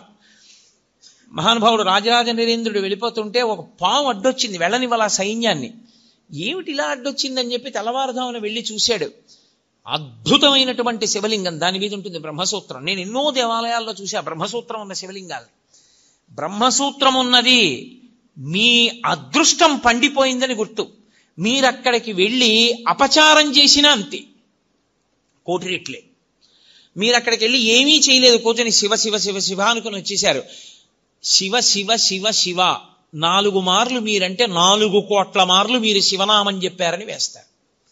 బ్రహ్మసూత్రం ఉన్న దేవాలయంలో ఏది చేసినా 1,000,000,000 అని గుర్తు. నేను మాటకంటున్నాను, దానికి లెక్క లేదు అసలు. విశేష అని శైవాగమం అంత గొప్పది బ్రహ్మసూత్రం ఉన్నది. అందుకే శివాలయంలోనే 2 సూత్రాలు ఉంటాయి, సోమసూత్రము బ్రహ్మసూత్రము. ఈ 2 ఉంటాయి. శివాలయం ఒక్కదానికే ఒక విశేషం ఉంటుంది. శివాలయంలో పరమేశ్వరుడు చెట్టు రూపంలో ఉంటాడు ఒక్కొక్క చోట. ఇక్కడ మారేడు చెట్టు కాశీ నుంచి తెచ్చి వేశారు అంటారు. అది ఎవరు వేశారండి? అది ఒక్కొక్క చోట పరమశివుడు, దేవాలయంలో ఉన్నటువంటి పరమేశ్వరుడు బయటికి వచ్చి చెట్టు రూపంలో నిలబడతాడు, కదులుతూ ఉంటాడు. మీరు పరమశివుడిని ఇలా ముట్టుకోవడం మీకు సాధ్యం కాదు, సంభవం కాదు, ముట్టుకోలేరు. కానీ ఒక్కొక్క చోట స్థల వృక్షము అన్న పేరుతో ఉంటాడు. అక్కడ లోపల ఉన్న శివుడే బయట చెట్టు రూపంలో ఉంటాడు. నేను మీకు ఉదాహరణ చెప్పాలంటే, కాంచీపురం ఏకాంబరేశ్వర దేవస్థానంలో మామిడి చెట్టు రూపంలో ఉంటాడు. లోపల శివలింగం ఎంత గొప్పదో పృథివీలింగం చెట్టు ఎంత గొప్పది. అలాగే వైదీశ్వరం వేప చెట్టు రూపంలో ఉంటాడు. ఎందుకంటే అక్కడ పేరే వైదీశ్వరం. ఆయన రోగ నివారణ చేస్తూ ఉంటాడు. రోగ నివారణ చెయ్యడానికి యోగ్యం వేప చెట్టు. అమ్మవారు అనుగ్రహించింది. 365 రోజులలోనూ అన్నిటిలోకి భయంకరమైనటువంటిది, అత్యంత ప్రమాదకరమైనటువంటి యమదంస్ట్రలు అంటారు. యముని యొక్క 2 కోరలుగా వర్ణింపబడినవి 2 ఋతువులు. ఒకటి శరదృతువు, 2 వసంత ఋతువు. ఈ 2 ఋతువులు అత్యంత ప్రమాదకారులు. చాలా మంది ఈ ఋతువుల్లోనే పడిపోతారు కనుక అమ్మవారు ఏం చేసిందంటే, కొత్త సంవత్సరం చైత్రం ప్రారంభమై వసంత ఋతువు రాగానే పసిబిడ్డల దగ్గర నుంచి వృద్ధుల వరకు కాపాడడానికి అమ్మవారే అనుగ్రహ రూపంలో వేప చెట్టుకి పువ్వుగా వస్తుంది. అందుకే వేప పువ్వుని తెచ్చి ప్రసాదంలో వేసుకు తింటారు కొత్త సంవత్సరం రాగానే. కారణం అది. ఆవిడ రోగనిరోధక శక్తినిచ్చి మృత్యుదంష్ట నుండి పైకెత్తుతుంది. శారదా నవరాత్రులు చేసిన వసంత నవరాత్రులకి ముందు చైత్ర శుక్ల పాడ్యమి నాడు ఈ ప్రసాదం తీసుకున్నా పరదేవతానుగ్రహం కలగడానికి కారణం ఏదో ఛాందసత్వంతో ఉతినే వేప వచ్చిందని పెట్టడం కాదు. అమ్మవారు ప్రతిజ్ఞ చేసింది, నేను అలా వస్తాను, నన్ను మీరు ప్రసాదంగా స్వీకరించండి అని చెప్పింది. కాబట్టి ఒక్క శివాలయానికే బ్రహ్మసూత్రము, సోమసూత్రము, స్థలవృక్షము. మీకు కంచిలో లోపల ఉన్న పృథివీలింగం ఎటువంటిదో బయట ఉన్న మామిడి చెట్టు అంత గొప్పది. మీకు అలాగే వైదీశ్వరంలో ఆయన రోగ నివారక స్వరూపంతో ఉంటాడు. అది అంగారక క్షేత్రం. అక్కడ విశేషమైన శక్తి కుజుడికి. అక్కడికి వెళ్ళి పూజ చేస్తే కుజగ్రహం అనుగ్రహిస్తుంది. జాతకంలో ఉండకూడని చోట కానీ కుజగ్రహం ఉన్నదా చాలా ఇబ్బంది పెట్టేస్తుంది. దాని దోషాన్ని నివారించేది ఏది అంటే ఒక్క వైదీశ్వరం. వైదీశ్వరం కుజుడు పరమశివుని యొక్క కుమారుడు. అందుకే అక్కడ వైదీశ్వరంలో మహానుభావుడు రోగ నివారణ చేసేవాడుగాను ఉంటాడు. వైద్యుడిగా ప్రథమో దైవ్యోభిషకో అని రుద్రాధ్యాయంలో ఆయనకి పేరు. ఆయనే ప్రథమ వైద్యుడు. ఆయన రోగములను నివారించడానికి దేవాలయం బయట వేప చెట్టు రూపంలో ఉంటాడు. అలాగే జంబుకేశ్వరం జలలింగం. జంబుకేశ్వరంలో నేరేడు చెట్టు రూపంలో ఉంటాడు, స్థలవృక్షం. దేవాలయం వెనకాతలే ఉంటుంది నేరేడు చెట్టు. అలాగే మధ్యార్జునం అని ఒక క్షేత్రం, మహాలింగము అంటారు దాన్ని. చంద్రశేఖరేంద్ర సరస్వతి మహాస్వామి వారికి కామకోటి పీఠాధిపత్యం వహించిన మహాపురుషులు, వారే కదలాడిన శివస్వరూపం. వారికి మధ్యార్జున క్షేత్రం అంటే ప్రాణం. ఏ అభిషేకం జరిగినా, ఏ పూజ జరిగినా వారికి ప్రసాదం పట్టుకొచ్చేవారు అర్చకులు. మధ్యార్జునం ఇప్పటికీ అక్కడ ఒక మాట చెప్తారు, మధ్యార్జున క్షేత్రంలో అభిషేకం చేస్తే, శ్రీకాళహస్తి క్షేత్రంలో దక్షిణామూర్తి ఎదురుగుండా ఉంటుందో శివలింగం, మీకు 4 వైపులా గోడలుండి పైన ఆచ్ఛాదన ఉండదు, కప్పీరు, పైన కప్పు ఉంటుంది శివాలయాలకి. ఒక్క దక్షిణామూర్తి ఎదురుగుండా ఉన్నటువంటి శివలింగాన్ని మహామృత్యు దోష నివారక లింగము అంటారు, మృత్యుంజయ లింగము. దానికి ఆచ్ఛాదన ఉండదు. అంతటా క్షామం వచ్చేసి ఇంకా తినడానికి తిండి లేక పశువులు కూడా చచ్చిపోతే అప్పుడు ఏం చేస్తారంటే 4 గోడల మీద అర్చకులు నిలబడతారు. నిలబడి 4 గోడల నుంచి శివలింగానికి అభిషేకం చేసి కుంభం పోస్తారు, అన్నాభిషేకం చేసి వదిలిపెడతారు. అంటే మరణాడు తలుపులు తీస్తే కుంభవృష్టి కింద పడుతుంది వాన. ఒకసారి జరిగింది శ్రీకాళహస్తి వల్ల. శివలింగం దేశ సమస్యలకి కూడా పరిష్కారం అయి ఉంటుంది. అందుకని మహాలింగము మధ్యార్జునం. ఆ క్షేత్రం పేరు అర్జున క్షేత్రం. అర్జునం అంటే తెల్లమద్ది. తెల్లమద్ది చెట్టు రూపంలో ఉంటాడు పరమశివుడు. అసలు నమో వృక్షేభ్యో హరికేశేభ్యో అని ఆయన యొక్క రూపము తెల్లమద్ది చెట్టుగా ఉంటుంది. మీరు ఎప్పుడైనా తెల్లమద్ది చెట్టు చూశారో లేదో నాకు తెలియదు. తెల్లమద్ది చెట్టు చూస్తే తెల్లటి వ్యక్తి ఎలా ఉంటాడో అలాగే ఉంటుంది. మేము మధ్యార్జునం వెళ్ళినప్పుడు తలుపులు వేసేశారు, మహానైవేద్యం టైం అయిపోతోంది. మా శంకర్ గారు అన్నగారు, మల్లన్న గారు, మహానుభావుడు, ఏ పనైనా సాధించగలడు. ఆయన మొత్తానికి అర్చకుల్ని పట్టి తలుపులు తెరిపిస్తే వెళ్ళి ఆ మధ్యార్జునంలో ఆ అర్జున వృక్షాన్ని ముట్టుకుని వచ్చాం కదండి. ఆ దేవాలయం ఒక్క దేవాలయానికే శివాలయాల్లో ఒక నియమం, ఏ ద్వారంలోంచి మీరు లోపలికి వెళ్ళారో అందులోంచి బయటికి రాకూడదు, వేరు ద్వారంలోంచి బయటికి వెళ్ళాలి. పాపాలన్నీ బయట నించుంటాయి, ఎక్కడ పట్టుకుంటాయో అని, మళ్ళీ వస్తాడని. ఇంకో ద్వారంలోంచి వెళితే పాపం అక్కడతో పోతుంది. మధ్యార్జునం అంత గొప్పది. మధ్యార్జునం గొప్పతనం ఎక్కడుందో తెలుసా? శైవాగమం ఎలా చెప్పిందో ఆ ఆలయానికి ఉపాలయాలుగా అన్ని ఆలయాలు అలా వెలిసాయి. ఒక శివాలయానికి ఈశాన్యంలో ఏదో నటరాజస్వామి ఉండాలి, లేకపోతే కాలభైరవుడు ఉండాలి, పశ్చిమాన సుబ్రహ్మణ్యుడు ఉండాలి, నైరుతి విఘ్నేశ్వరుడు ఉండాలి, అలాగే ఉత్తరాన చండీశ్వరుడు ఉండాలి. ఎలా శైవాగమం చెప్పిందో మధ్యార్జున క్షేత్రానికి అన్ని దిక్కులా అలా వచ్చాయి దేవాలయాలు. అందుకని అసలు దాని చుట్టూ ఉన్న దేవాలయాలు ఉపాలయాలై ఈ లింగం మహాలింగం అయింది. అందుకని దానికి ఆ లింగాన్ని, అన్ని శివాలయాల్లో ఉన్న శివలింగానికి మహాలింగం అంటారు. కానీ ప్రత్యేకించి మధ్యార్జున క్షేత్రంలో ఉన్న శివలింగానికి ఒక్కదానికే ఒక ప్రత్యేకమైన పేరు, మహాలింగం అనే పిలుస్తారు. ఎంత ప్రీతో చెప్పలేను పరమాచార్య స్వామి వారికి. అక్కడే ఉండే ఏమి నంది, మీరు ఇలా తలెత్తి చూడాలి, అలా ఉంటాడు నందీశ్వరుడు. నందీశ్వరుడు కేవలము శివుణ్ణి చూస్తాడని మీరు అనుకుంటున్నారేమో, తప్పు. నందీశ్వరుని యందు ఒక ప్రత్యేక లక్షణం ఉంది. ఆయన విశేషానుగ్రహాన్ని మీకు ఇస్తాడు. ఏమిటో తెలుసా? మీకు ఏదో పట్టి పీడిస్తోంది, దోషం తెలియట్లేదు. ఎందువల్ల ఇలా అవుతోందండి అంటే, ఏ పర్వాలేదు అవుతుంది కానండి, ఏం పర్వాలేదండి అంటుంటారు. దోషం పట్టుకోలేరు. అది ఎందుకు వస్తుందో తెలుసా? ఎక్కడో మహాత్ముల మనసు కష్టపెట్టడమో, లేకపోతే ఏదో చెయ్యకూడని దోషం ఏదో చేశారు, అది జాతకంలోకి దొరకదు, పీడిస్తూ ఉంటుంది. మీకు దొరకని దోషం పోవాలి అంటే ఒక్క నంది అభిషేకానికే పోతుంది. అది ఎప్పుడో తెలుసా? ఎప్పుడు పడితే అప్పుడు చేయడానికి వీల్లేదు. త్రయోదశి నాటి సాయంకాలం శివాలయంలో శివలింగానికి పొద్దున్న అభిషేకం అయిపోతుంది కాబట్టి అలంకారం చేసేసి రుద్రాధ్యాయంతో నందీశ్వరుడికి అభిషేకం చేస్తారు. అభిషేకం చేసి నంది మూర్తినంతటినీ కడిగి అలంకారం చేసి చందనం బొట్టు పెట్టి నందీశ్వరుడికి శివలింగానికి ఏకకాలంలో హారతిత్తితే సమస్త దోషములు ఉపశాంతి పొందుతాయి. ఒక్క త్రయోదశి నాడే. ఇక ఇంకొక రోజు లేదు దానికి. దోష నివారణార్థం చేసేటటువంటి అభిషేకం నందీశ్వరుడికి ఉంది ప్రదోష వేళలో. జాతకంలో వచ్చేటటువంటి అంత గొప్ప గొప్ప దోషాల్ని కూడా నివృత్తి చెయ్యగలిగిన శక్తి ఎక్కడ పటమరిస్తుందంటే శివాలయంలో పటమరిస్తుంది. అందుకే త్రయోదశి అభిషేకము అంటారు. దానికి నంది దగ్గర బయలుదేరి ప్రదక్షిణం చేసి నంది దగ్గరికి రావాలి. దానికి ఒక ప్రత్యేకమైన ప్రదక్షిణ విధానం ఉంటుంది. ఆ ప్రత్యేక ప్రదక్షిణ విధానంలో ప్రదక్షిణం చేసి మళ్ళీ నంది దగ్గరికి వస్తారు. దాన్ని నంది నమస్కారము అని పిలుస్తారు. దాని చేత శివానుగ్రహం పరిపూర్ణంగా కలుగుతుంది. తత్తీర్థం తల మీద చల్లితే చాలు. ఎప్పుడైనా జరిగిందా ఇక్కడ నందికి అభిషేకం? త్రయోదశి నాడు దోష నివారణార్థ శివాభిషేకము అని చేస్తారు. హరిప్రసాద్ గారి చెవిలో పడింది కాబట్టి అయిపోయినట్టే. అలాగే శివాలయంలో ప్రతిరోజు అభిషేకం చేస్తారు. కానీ అసలు యథార్థమునకు పరమేశ్వరుడికి అత్యంత శక్తివంతమైన అభిషేకం జరిగేది ఎప్పుడో తెలుసా? మనం మహాశివరాత్రి, మాస శివరాత్రి చేస్తాం, మంచిదే. కానీ అసలు నిజానికి పరమేశ్వరాభిషేకమునకు ఒక భక్తుడు వచ్చి సంవత్సరంలో తరించిపోయే అభిషేకం ఎప్పుడు అంటే మార్గశీర్ష మాసంలో వచ్చే ఆర్ద్ర నక్షత్రంలో తెల్లవారుజామున చెయ్యాలి.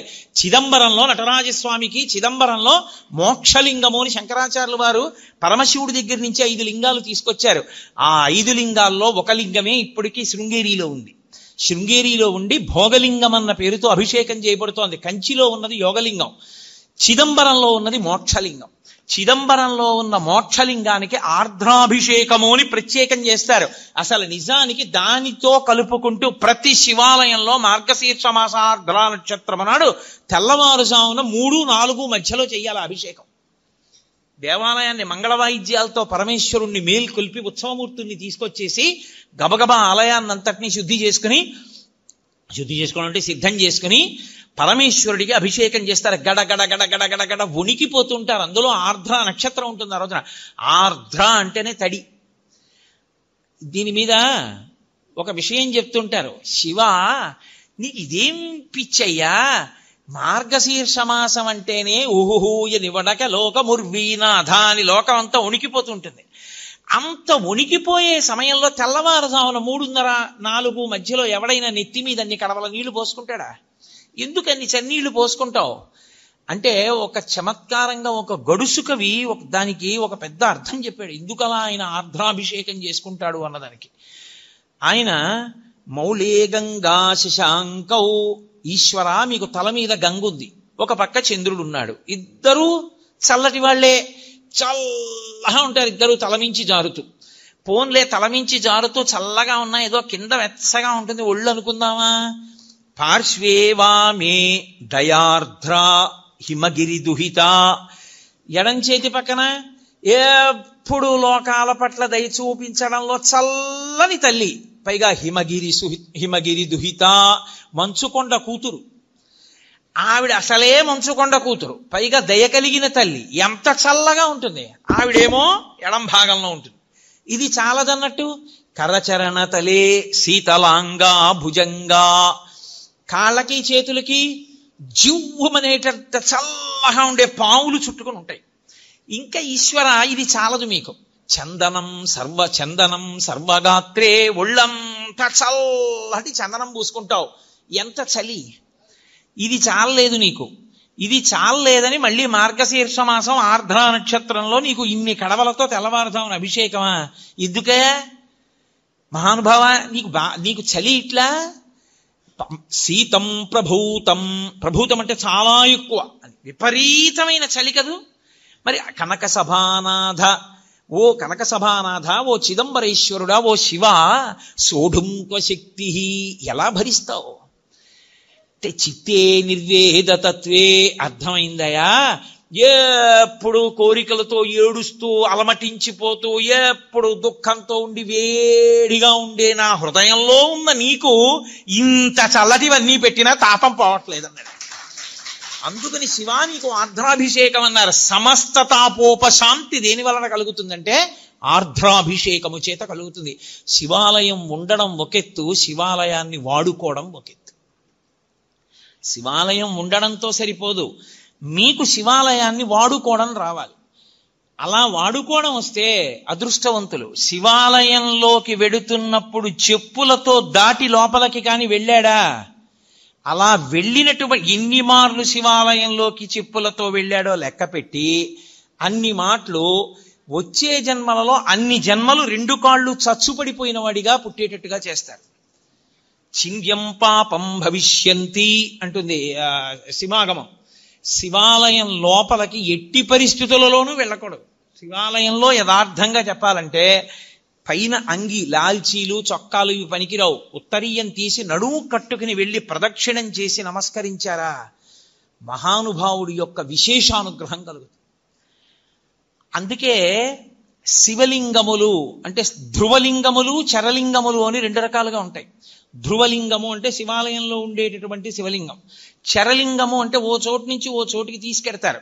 ఇప్పుడు శృంగేరి పీఠాధిపతులు అభిషేకం చేసే లింగాన్ని చరలింగం అంటారు. ఓ చోటు నుంచి ఓ చోటుకి పట్టుకెడుతూ ఉంటారు, చరలింగం.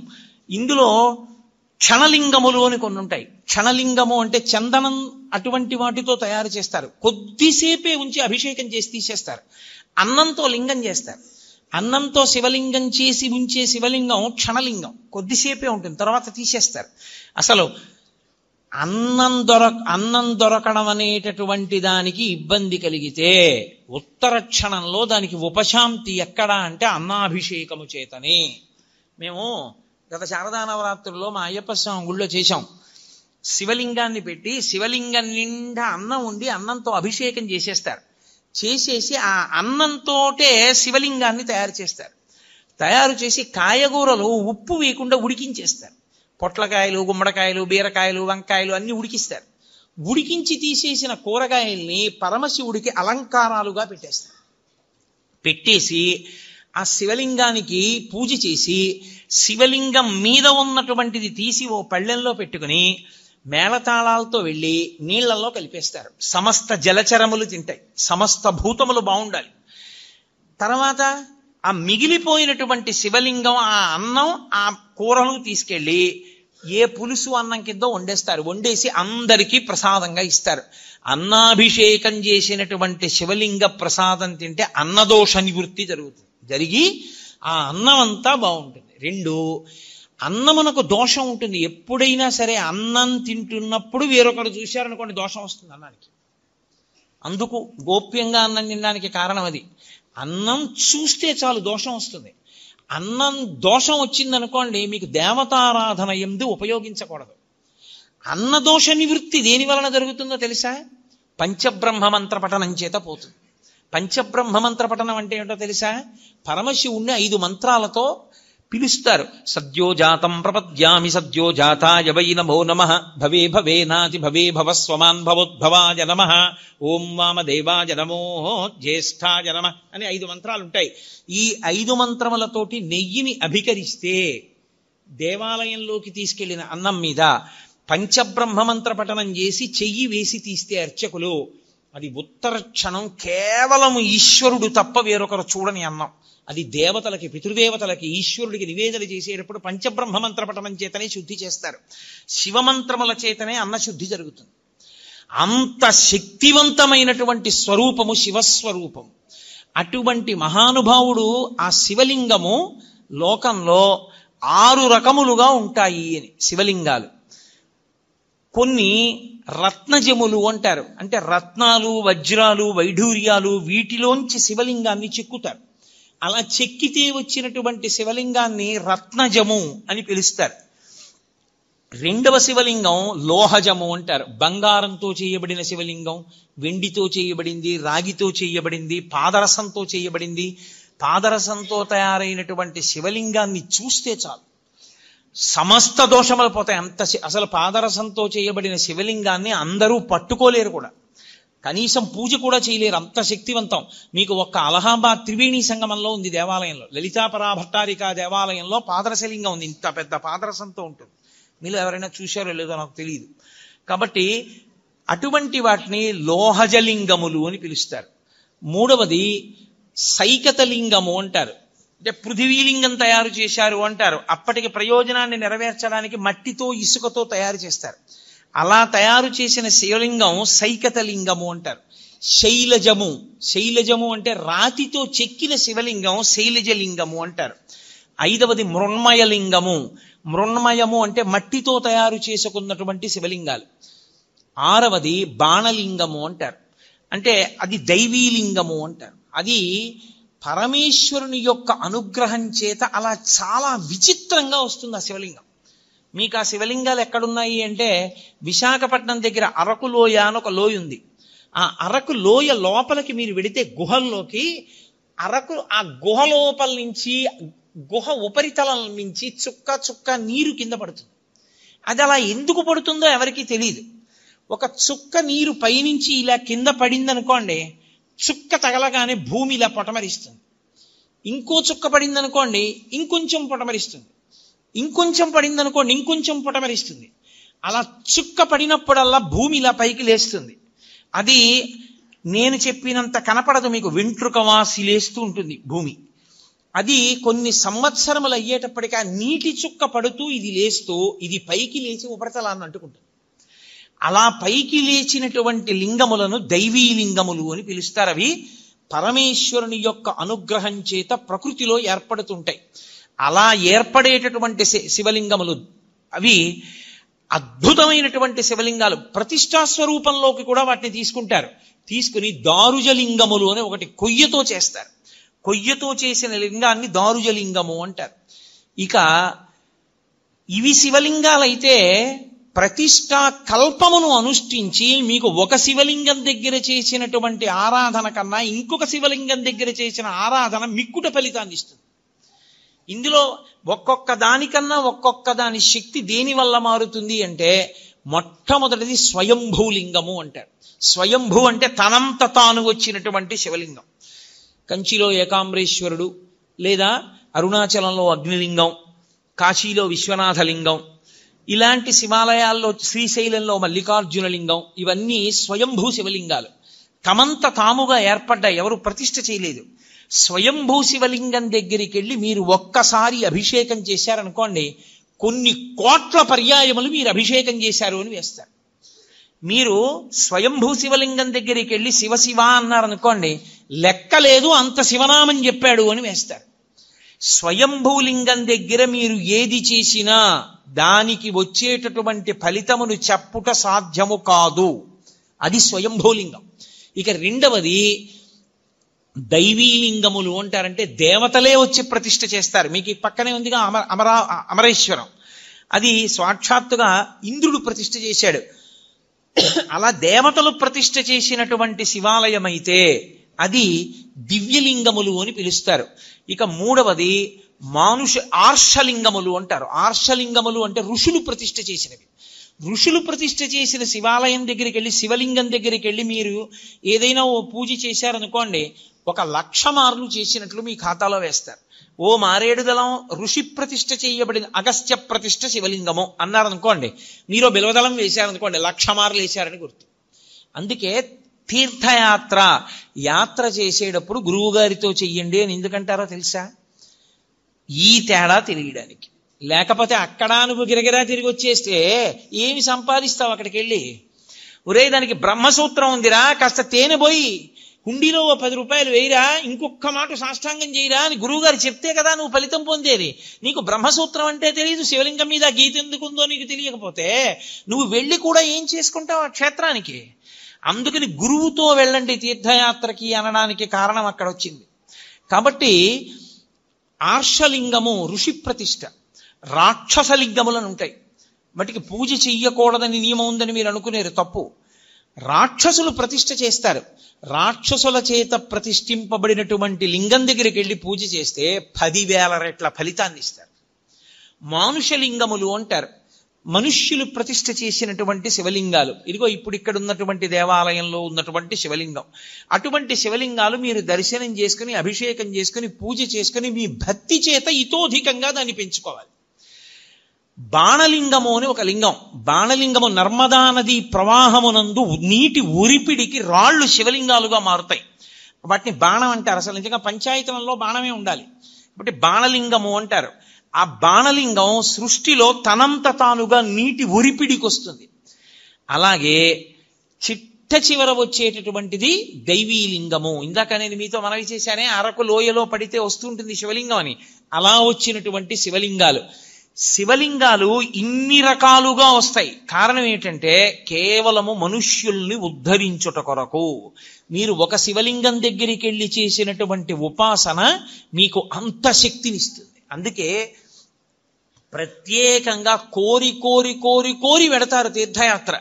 వెళ్ళి అక్కడక్కడ ఉండేటటువంటి శివలింగాల్ని దర్శనం చేసుకుని తిరిగి వస్తుంటారు. కారణమేమి అంటే ఇదే ప్రధానమైనటువంటి కారణం.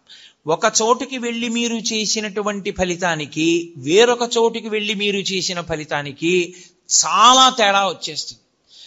దేవాలయమునందు ప్రవేశమునకు అందుకే మీకు ఇంత అనుగ్రహాన్ని కట్టపెట్టేస్తుంది. కాబట్టే దర్శన విధి అని ఒక పాఠం.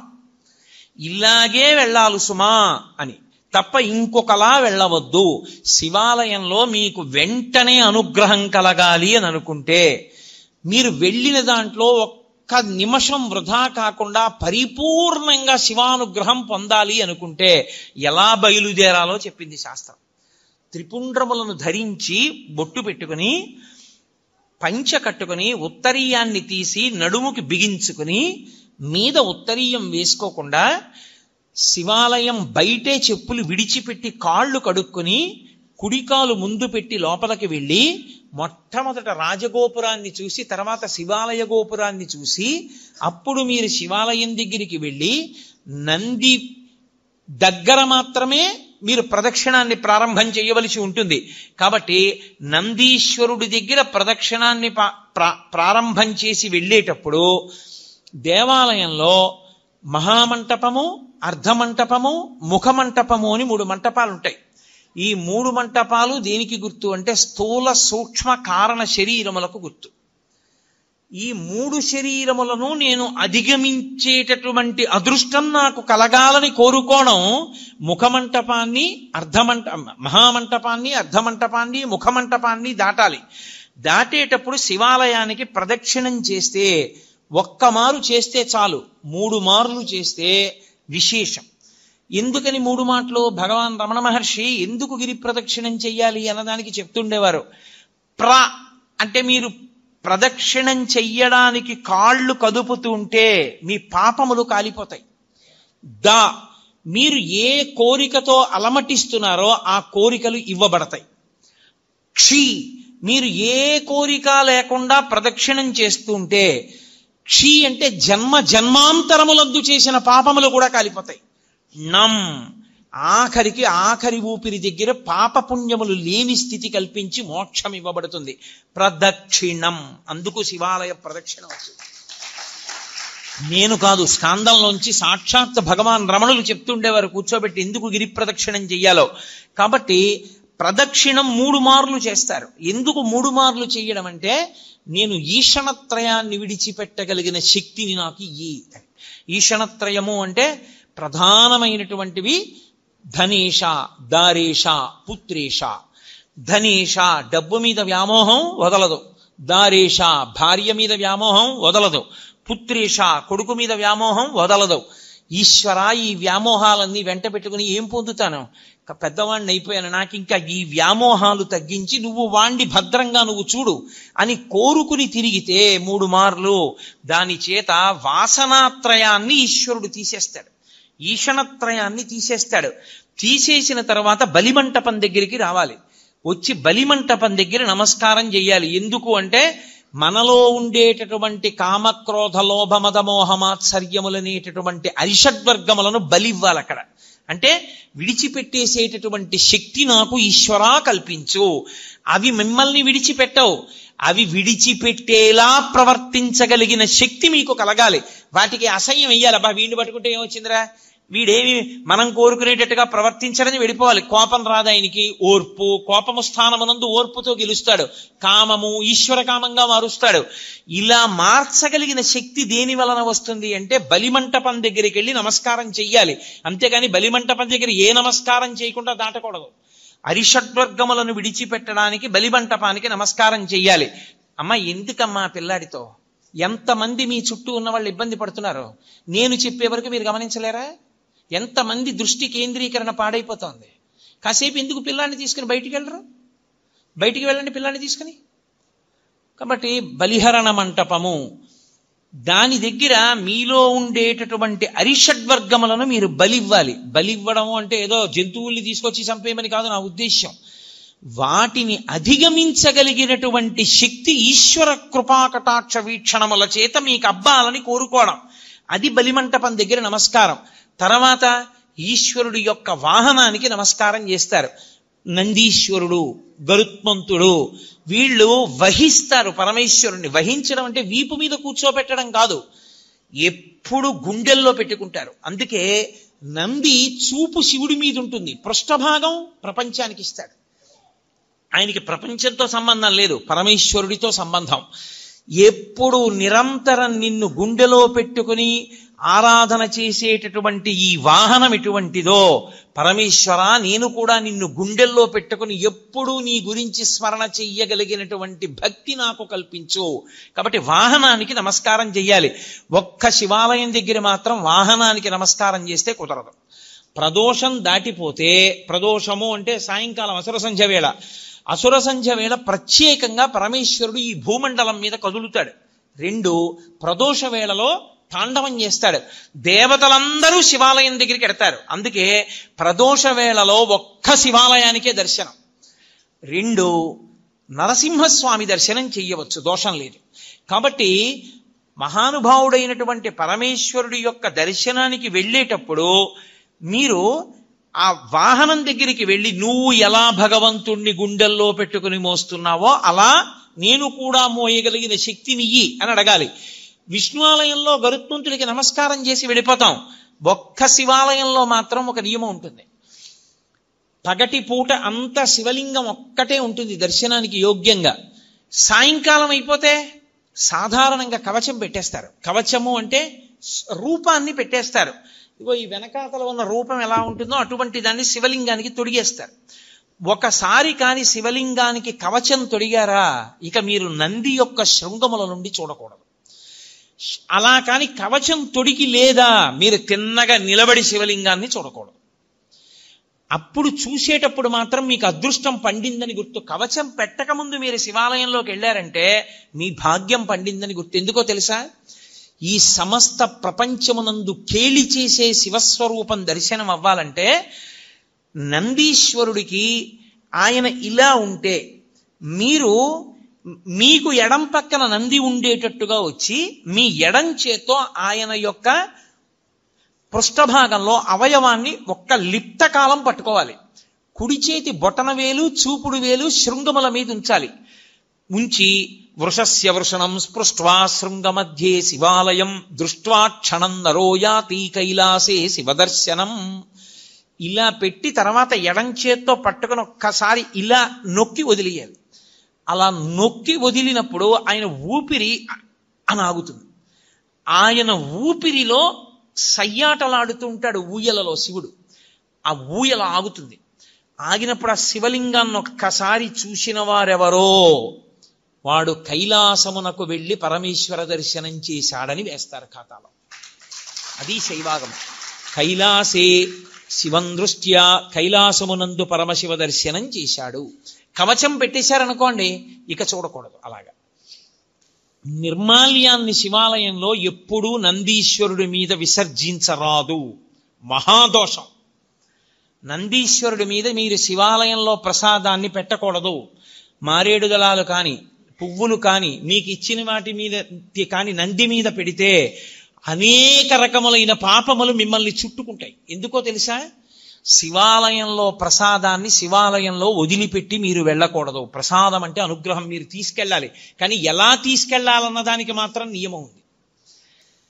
శంకరాచార్యుల వారు సౌందర్యలహరి చేస్తూ చెప్తారు, నివృత్యై చండాంశస్త్రిపురహర నిర్మాల్య విముఖై అంటారు. చండీశ్వరుడు మనలాగే మనుష్యుడిగా పుట్టాడు.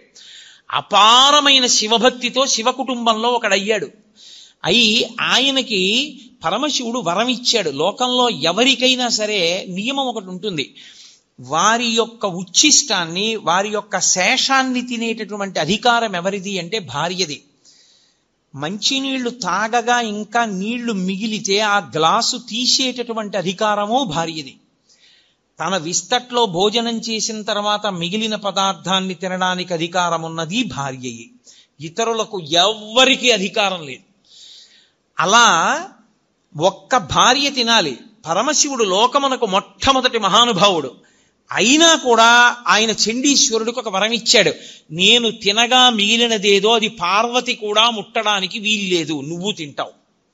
కాబట్టి నివృత్యై చండాంశ స్త్రిపురహర నిర్మాల్య విముఖై. అందుకే మీరు శివాలయంలో కొబ్బరికాయ ఇచ్చారనుకోండి, కొట్టి మీకు ఇచ్చారనుకోండి, మీరు దాన్ని ప్రీతితో చూడకూడదు. దాన్ని అలా చేత్తో పట్టుకుని మారేడు దళాలు చండీశ్వరుడి దగ్గరికి వెళ్ళాలి. చండీశ్వర స్థానంలో ఆయన ఎప్పుడు ధ్యానముద్ర యందు కూర్చుని ఉంటాడు. దురదృష్టం ఏంటంటే చండీశ్వర స్థానం మీద ఏ శివాలయంలోనూ శ్రద్ధ ఉండదు. మీరు చూడండి, ఎప్పుడైనా ఏ శివాలయంలోనైనా ఎండిపోయి వెలవెలబోతున్నట్టు ఉంటాడు. అసలు శివాలయంలో 8వ శివస్వరూపం అది, అంత జాగ్రత్తగా ఉంచాలి దాన్ని. అక్కడికి వెళ్ళి మీరు చిటికె వెయ్యాలి. చిటికెల చండీశ్వరుడు అంటారు. ఆయనకి చెవుడు కాదు, ఆయన ధ్యానమునందు ఉంటాడు. ఆయన కళ్ళు విప్పుతాడు, కళ్ళు విప్పి చూస్తాడు, ఎందుకు చిటిక వేశావు అని. అయ్యా, నేను తీసుకెళ్ళకూడదు తిన్నగా, శివుడికి ఇవ్వగా మిగిలింది ఏదైనా మీకు ఇవ్వాలి. కొబ్బరికాయ కొడితే ఓ చెక్క శివుడి దగ్గర ఉంది, ఓ చెక్క మీకు ఇచ్చారు, అది చండీశ్వరుడికి వెళ్ళాలి. కానీ ప్రసాదంగా తీసుకెడదాం అనుకుంటున్నాను, మీరు అనుగ్రహించండి, ఇలా చూపించాలి. మీరు పట్టుకెడుతున్న దాంట్లో ఏదో కొద్దిగా అలా చూపించాలి. చూపిస్తే ఆయన చూసి సంతోషిస్తాడు, తీసుకో, నేను ఇచ్చాను నీకు ప్రసాదం అంటాడు. ఇప్పుడు చండి ముఖంగా మీకు ప్రసాదం రావాలి, అంతేగాని నందీశ్వరుడు వదిలిపెట్టమని ఏ శివాగమంలో ఉందో నాకు చూపించండి. ఎక్కడా లేదు. ప్రతి దేవాలయంలో అర్చకులు చేస్తున్న తప్పది. నందీశ్వరుడి మీద పెట్టేయండి అని చెప్తున్నారు, పరమ దోషం. నంది మీద పెడితే కింద పడుతుంది, కింద పడితే వెనక వచ్చిన వాడు తొక్కుతాడు, తొక్కితే ఆ పాప నీకు అడికి పెడుతుంది. పుష్పదంతుడని శివమహిమ్నా స్తోత్రం చేశాడు. ఆయన అదే పనిగా రాజుగారి తోటలో పువ్వులన్నీ పట్టుకుపోతుండేవాడు. పట్టుకుపోతుంటే కనపడేవాడు కాడు గంధర్వుడు. రాజుగారికి కోపం వచ్చింది, వీడిని పట్టుకోలేకపోతున్నాం, శివాలయంలో వాడినటువంటి పువ్వులు తెచ్చి చల్లండి కింద ఆకులు. వాడు రాత్రి వచ్చి తొక్కుతాడు, వాడి శక్తి పోతుంది అన్నాడు. చల్లేశారు. ఆయన తెలియక భూమి మీద దిగాడు పూల తోటలో. తొక్కగానే ఆయన శక్తి పోయింది, పట్టుకుని బంధించారు. అప్పుడు ఆయన శివమహిమ్నా స్తోత్రం చేశాడు. నందీశ్వరుడి దంతాల మీద ఉంటాయి ఇప్పటికీ ఆ శివమహిమ్నా స్తోత్ర శ్లోకాలు. ఒకప్పుడు నేను మహాభక్తుడినను ఆయన వెళ్ళి పరమేశ్వరుడి దగ్గర శివమహిమ్నా స్తోత్రం జరిగితే నంది పళ్ళికి లిజ్జట్టిలాగా ఆయన పళ్ళ మీద కనబడ్డాయి ఆ శ్లోకాలు. ఇక్కడ నువ్వు జరుగుతాయంటే నా పళ్ళ మీద రాసుకున్నాను, బట్టి నేను అంత శక్తివంతములు శివమహిమ్నా స్తోత్రం. కాబట్టి ఆ గంధర్వుడు శివమహిమ్నా స్తోత్రం చేస్తే మళ్ళీ శక్తి వచ్చి వెళ్ళిపోయాడు.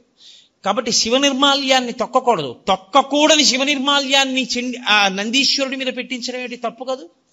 విభూతి దాని మీద చల్లేయండి అన్నాం, నిర్మాల్యం నంది మీద పెట్టి వెళ్ళిపోండి అన్నాం. అసలు శివాలయంలో ఉన్న అర్చకులు మొదట తెలుసుకోవాలి, అలా మనం చెప్పకూడదు. చండీశ్వర స్థానానికి చూపించి మీరింటికి పట్టుకెళ్ళండి అని చెప్పాలి. ఆ మారేడు దళం చక్కగా మీరింటికి పట్టుకెళ్ళచ్చు, కళ్ళకు అద్దుకోవచ్చు, ఎక్కడో నీళ్లలోనో మొక్కలోనో పెట్టేసేయచ్చు. మీ ఇంటికి పట్టుకెళ్ళాలి, గడప దాటాలి ప్రసాదం. గడప దాటి ఇంటికి వస్తేనే శివానుగ్రహం. మీరు ఎక్కడో వదిలిస్తే ఇంకా ప్రసాద తిరస్కారం చేస్తే మీకు అనుగ్రహం ఎక్కడి నుంచి వస్తుంది? మీరు నంది మీద పెట్టి కింద బారేసి అదే ప్రసాదం తీసుకోవాల్సిన విధానం శివానుగ్రహాన్ని పొందడానికి. కాబట్టి ఒక్క శివాలయంలో మాత్రం వాహనం దగ్గరికి వెళ్ళేటప్పటికి నియమం మారుతుంది. అక్కడికి వెళ్ళి నమస్కారం చేసి వెళ్ళిపోతానంటే కుదరదు. మీరు కవచం పెట్టకపోతే ఆయన శృంగములలోంచి శివదర్శనాన్ని చెయ్యవలసి ఉంటుంది. చేశారు, ప్రదక్షిణం చేసి వచ్చారు, ప్రదక్షిణం చేశారు, 3 మంటపములను దాటారు. ఇప్పుడు మీరు శివసన్నిధి యందు నిలబడ్డారు. నిలబడితే లోపల ఎప్పుడైనా సరే ఒక విషయాన్ని జ్ఞాపకం పెట్టుకోండి, ఏ దేవాలయం లోపల అయినా విద్యుత్ దీపం వెలిగితే ఉత్తర క్షణంలో ఏ పని చేసినట్లు గుర్తో తెలుసా? మీ గురువు గారి పట్ల మీరు అపచారం చేశారని గుర్తు. మీ గురువుని తిరస్కరిస్తే, మీ గురువుకి అపచారం చేస్తే, మీ గురువుని విమర్శిస్తే, మీ గురువుని చులకన చేస్తే ఏ దోషం వస్తుందో అంతరాలయంలో విద్యుత్ దీపం పెడితే అదే దోషం వేస్తారు. అందుకే మీరు ఇప్పటికీ చూడండి, ఏ పెద్ద పెద్ద గుళ్ళల్లోనూ ఎలక్ట్రిక్ లైట్ వేయరు. ఎందుకు వెయ్యరో తెలుసా? ఒక్కటే కారణం, అంతరాలయంలో ప్రధానమూర్తి దగ్గర వెలిగే దీపమే గురువు. గురువు ఒక్కడి అనుగ్రహంతో ఈశ్వరుడు కనపడతాడు. ఆయన అక్కర్లేదని తీసేస్తే త్రిశంకుడు అయిపోయినట్టు గుర్తు. నాకు ఆ దీపపు కాంతిలో కనపట్టలేదు, నేను ఎలక్ట్రిక్ లైట్ పెట్టుకుంటానంటే నువ్వేం గురువాయా, నువ్వు మాకు అక్కర్లేదని చెప్పి ఇంకొన్ని పెట్టినట్టు లెక్క. ఆ అంతరాలయమునందు వేరొక దీపము, విద్యుత్ దీపం ఉండరాదు, ఒక్క నూనె దీపమే. ఆ దీపాలు కావాలంటే గుత్తి దీపాలుగా దింపుతారు, ఒత్తి పెద్దది చేస్తారు మూర్తి దగ్గరికి వచ్చే. మీరు అందుకే మన ఆంధ్రదేశంలో ఏముందండి, శాస్త్రం పాటించేవాడేడి. మీరు దక్షిణ దేశం వెళ్ళండి, ద్రవిడ దేశం ప్రత్యేకం, ఏ దేవాలయంలో ఎలక్ట్రిక్ ల్యాంప్ వేయరు. అర్చకులు ఒళ్ళు చెమటలు పట్టేసి ఇలా కారిపోతున్నా సరే వాళ్ళు పెద్ద పెద్ద ఒత్తేసి ఆ ఒత్తులలోనే వెలుగుతుంటాయి, ఆ ఒత్తులలో వెలుగులోనే చూస్తారు. దాని అర్థం ఏంటో తెలుసా? ఆ దీపమే గురువు. గురువు ఇంకెక్కడో ఉండడు. మీ గురువు గారు ఎక్కడున్నారు అంటే అంతరాలయంలో ఉన్న దీపంలోనే మీ గురువు గారు ఉంటారు. ఆయనే గురువుగా చూస్తారు. అందుకే దేవాలయానికి వెళ్ళినప్పుడు ఈశ్వరుడు ఒక్కడే కాదు, గురు దర్శనం కూడా అవుతుంది. ఓ గురువర్య, మీ మాటల వలన, మీ అనుగ్రహము వలన, మీ అనుగ్రహ కాంతులలో నాకు ఈశ్వర దర్శనం అవుతోందని దర్శనం చెయ్యాలి. అందుకే నూనె దీపం, నెయ్యి దీపం తప్ప విద్యుత్ దీపం వాడడం అనేటటువంటి మాటే లేదు శాస్త్రాల్లో. అందుకే ఈశ్వర ప్రధానమూర్తిని చూడగానే రెండిటిని మనసులో స్మరించాలి. ఒకటి గురువు, 2 ఈశ్వరుడు, ఇద్దరిని స్మరించాలి. స్మరించి నమస్కారం చెయ్యాలి. ఉత్తర క్షణంలో మీకు అనుగ్రహం గురువు ద్వారా కృప చేయబడుతుంది. మళ్ళీ దీపపు కాంతి ద్వారానే మళ్ళీ మీకు ఆ కన్నులకు ఆ దీపపు కాంతి ద్వారానే మీకు ఈశ్వర కటాక్షము గురుముఖంగా ప్రసరిస్తుంది. అందుచేత దేవాలయమునందు దర్శన విధి, ఈశ్వరుణ్ణి దాటి వెళ్ళడానికి ఇక ద్వారం ఉండదు. మనుష్య జన్మ యొక్క చిట్ట చివరి ప్రయోజనం ఆయన్ని చేరడమే, ఆయన్ని దాటడానికి ఇంకేం లేదు. అందుకే పృష్ఠభాగంలో అంతరాలయానికి ఇక ద్వారం ఉంచరు. అంతరాలయంలో ఉన్న పరమేశ్వరుడికి సమర్పణం చేసినప్పుడు ముచిక నుంచి తనంత తాను విడినవి ఇవ్వాలి. ఏవవి? పళ్ళు. కాయ ఇవ్వకూడదు దేవాలయంలో. ఎందుచేత అంటే ఈశ్వరుణ్ణి ఎప్పుడు అడిగినా పండిపోవడం ఒక్కటే అడగాలి. ఈశ్వరుడు మీకు ఫలప్రదాత, మీకాయన ఫలం ఇవ్వడానికి మీరు ఆయనకి ఫలం ఇవ్వాలి. ఆయనకి కాయలు ఇవ్వడం దోషం, ఆయనకి ఫలాలు ఇవ్వాలి. కాయలు ఎవరికి ఇవ్వాలి? అర్చకుడికి ఇవ్వాలి. మీ ఇంట్లో అరటి చెట్టు కాసింది అనుకోండి, 4 అరటికాయలు అర్చక స్వామికి ఇవ్వాలి, 4 అరటి పళ్ళు ఈశ్వరుడికి ఇవ్వాలి. 2 అగరత్తులు ఇవ్వండి, 3 కర్పూరం బిళ్ళలు ఇవ్వండి, 4 తమలపాకులు ఇవ్వండి, 2 వక్కలు ఇవ్వండి, అథవా ఓ బెల్లంగడ్డ తెచ్చి ఇవ్వండి. తప్ప కాయలు పట్టుకొని దేవాలయ ప్రవేశము చేయరాదు. నేను యథార్థంగా మీకు ఆగమంలో ఉన్న విషయాలు మాట్లాడుతున్నాను. అలా ఎవరు వెళ్ళి దేవాలయానికి నమస్కారం చేసుకుని బయటికి వచ్చి ఒక్క క్షణం కూర్చోవాలి. కూర్చుని మీరు ఏం చూశారో దాన్ని స్మరించాలి. మిగిలినవన్నీ ఎలా ఉన్నా తప్పకుండా దేవాలయంలోంచి బయటికి వచ్చేసేటప్పుడు మనసులో ఒకటి నిలబడాలి.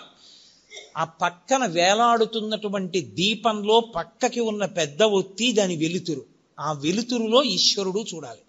ముందు గుత్తి దీపం, ఒత్తి, ఒత్తికున్న జ్వాల, జ్వాలలో ఈశ్వరుడు. ఇప్పుడు గురువుగారి పాదములు, గురువుగారి అనుగ్రహముగా ఈశ్వరుడు.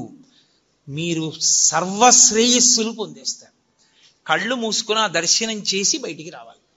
అది ఏ గురువు అనుగ్రహంతో గుడివేపుకి నడిచారో ఆ గురువు అనుగ్రహంతో ఈశ్వర దర్శనం చేసి కృతజ్ఞత చెప్పి పైకొచ్చినట్టు. కాబట్టి ఒక దేవాలయ దర్శన విధి ఈశ్వర దర్శనమునందు తెలిసి చెయ్యి, తెలియక చెయ్యి.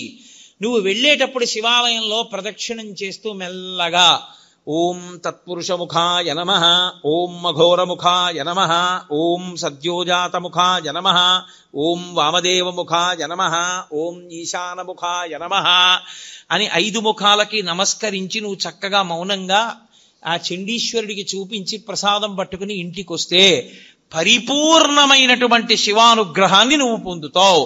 ఆ శివానుగ్రహము వలన నీవు సాధించుకోలేనిదన్నది ఇంకా లేదు లోకంలో. ఏదైనా సరే నువ్వు పొందగలవు. చిట్ట చివరికి సరే, నాకు అది సభాముఖంగా చెప్పడం ఇష్టం లేదు, కానీ తరువుకొస్తున్న మృత్యువుని కూడా వాయిదా వేయించడానికి శివాగమంలో మార్గం చెప్పారు. అన్ని వేళలా నేను దాన్ని వాడుకోమని చెప్పను, కానీ తరువుకొచ్చేస్తున్న మృత్యువుని కొద్ది కాలం వాయిదా వేయాలంటే సుశిక్షితంగా ఉంటే ఆ శివాలయంలో ఒక అభిషేకం చేసి వాయిదా వేయచ్చు. శివాగమం చెప్పింది. ఖచ్చితం మేం చెప్తున్నాం ఇదే మార్గం, ఇది తప్ప వినా మార్గము లేదని చెప్పేసింది. అంత శక్తివంతము శివాలయం అంటే. ఆ శివారాధన చేసి చేసి చేసి చేసి చేసి శివస్వరూపులైపోతారు. అయిపోయి వారి చేత్తో ఒక పండిస్తే, వారి నోటితో ఒక మాట అంటే, అందున శివతత్వం ఎరిగిన వాడు అభిషేకం చేశాడనుకోండి, ఆ తీర్థానికి ఉండే శక్తి అపారము. ఎందుకో తెలుసా? నా రుద్రో రుద్రమర్చయేత్. రుద్రుడు కాని వాడు రుద్రుడిని అభిషేకం చెయ్యకూడదు. శివతత్వము పరిపూర్ణముగా తెలుసున్నవాడు రమించిపోతూ శివాభిషేకం చేశాడనుకోండి, ఆ అభిషేక తీర్థమునందు శివశక్తి పరిపూర్ణంగా పట్టుకుంటుంది. తజ్జలాన్ అని ఈశ్వరుడికి పేరు. ఆ అభిషేక తీర్థమును నువ్వు పుచ్చుకోవడం అంటే సాక్షాత్ శివానుగ్రహము నీలోకి ప్రవేశించుటయే. అందుకే శివభక్తి తత్పరుడైన వాడు చేసిన అభిషేక తీర్థం, శివాలయంలో అర్చక స్వామి చేసినటువంటి అభిషేక తీర్థం, ఒకటిది భక్తి, వేరొకరిది దీక్ష వలన వచ్చిన శక్తి. ఈ రెండిటిది ఒకటే స్థాయి. అందుకే అభిషేక నాకు తెలిసి గోపాలకృష్ణ గారికి తెలుసు, నేను పేర్లు ఎందుకు చెప్పాలి. ఈ రాష్ట్రంలో ఒకానొక విభాగానికి అంతటికీ హెడ్ చేశాడు ఒక ఆయన, ఒక చీఫ్ ఇంజనీర్.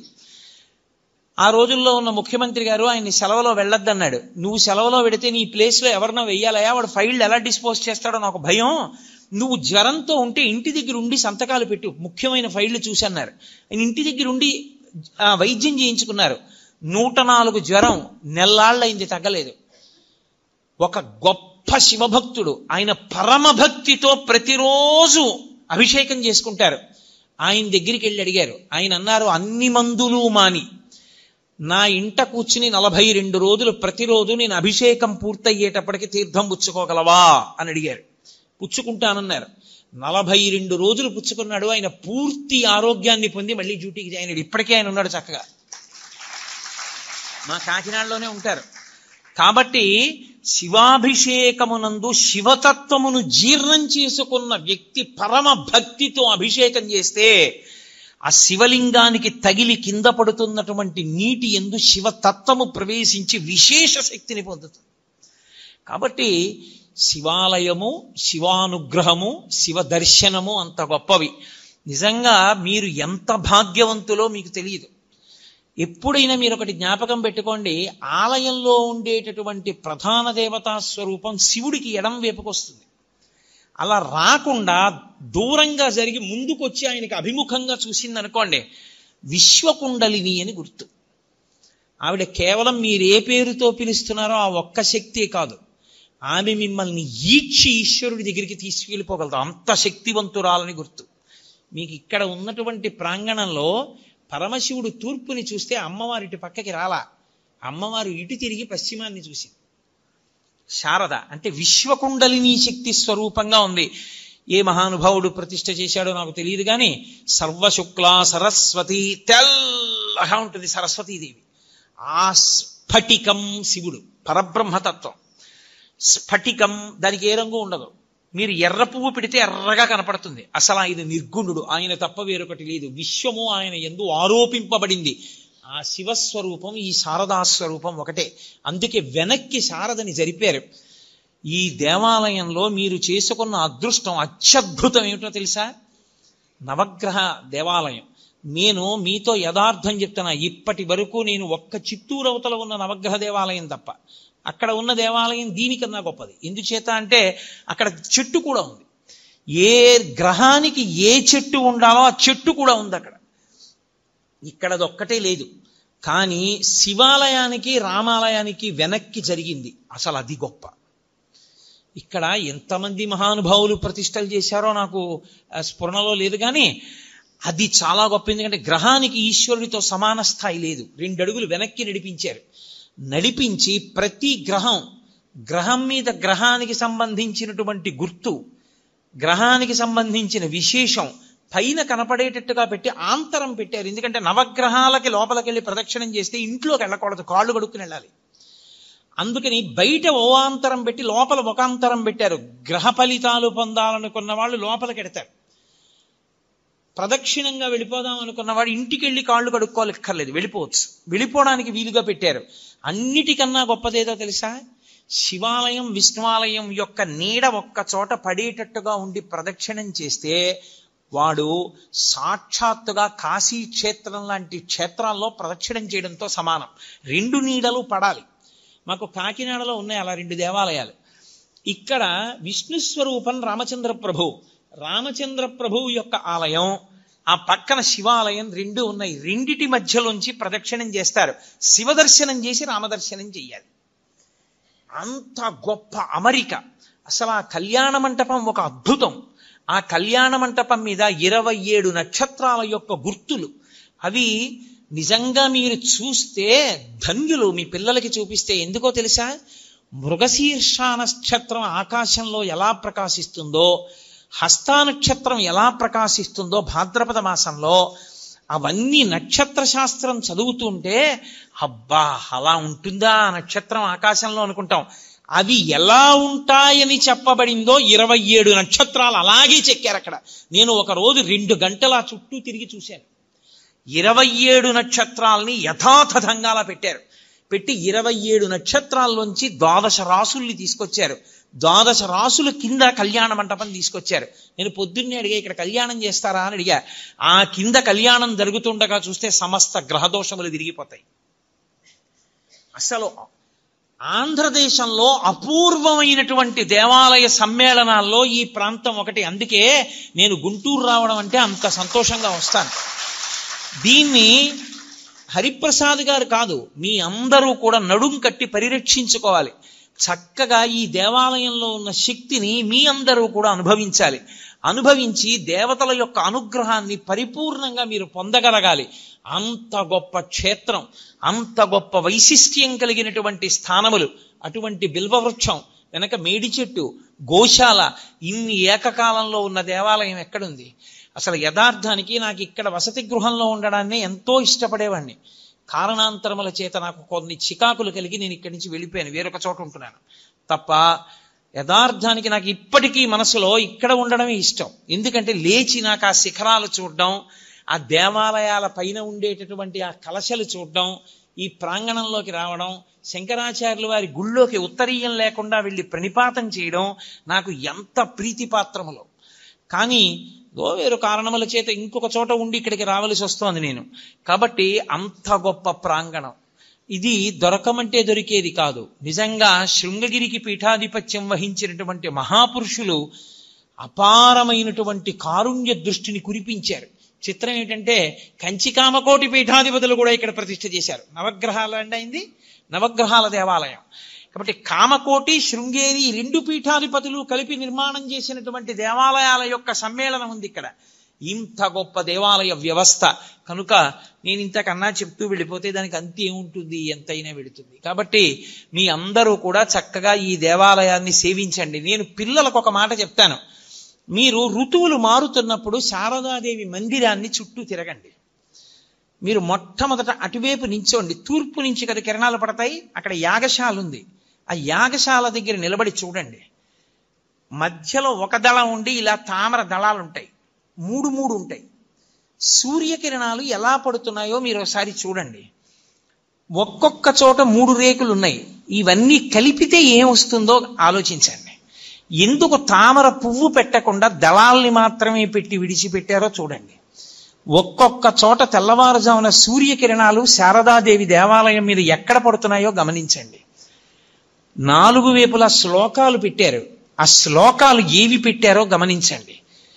ఎంత దూరదృష్టితో ఎంత అద్భుతమైనటువంటి సంపదని మీకు ఇక్కడ ఏర్పాటు చేశారో మీరు గమనిస్తారు.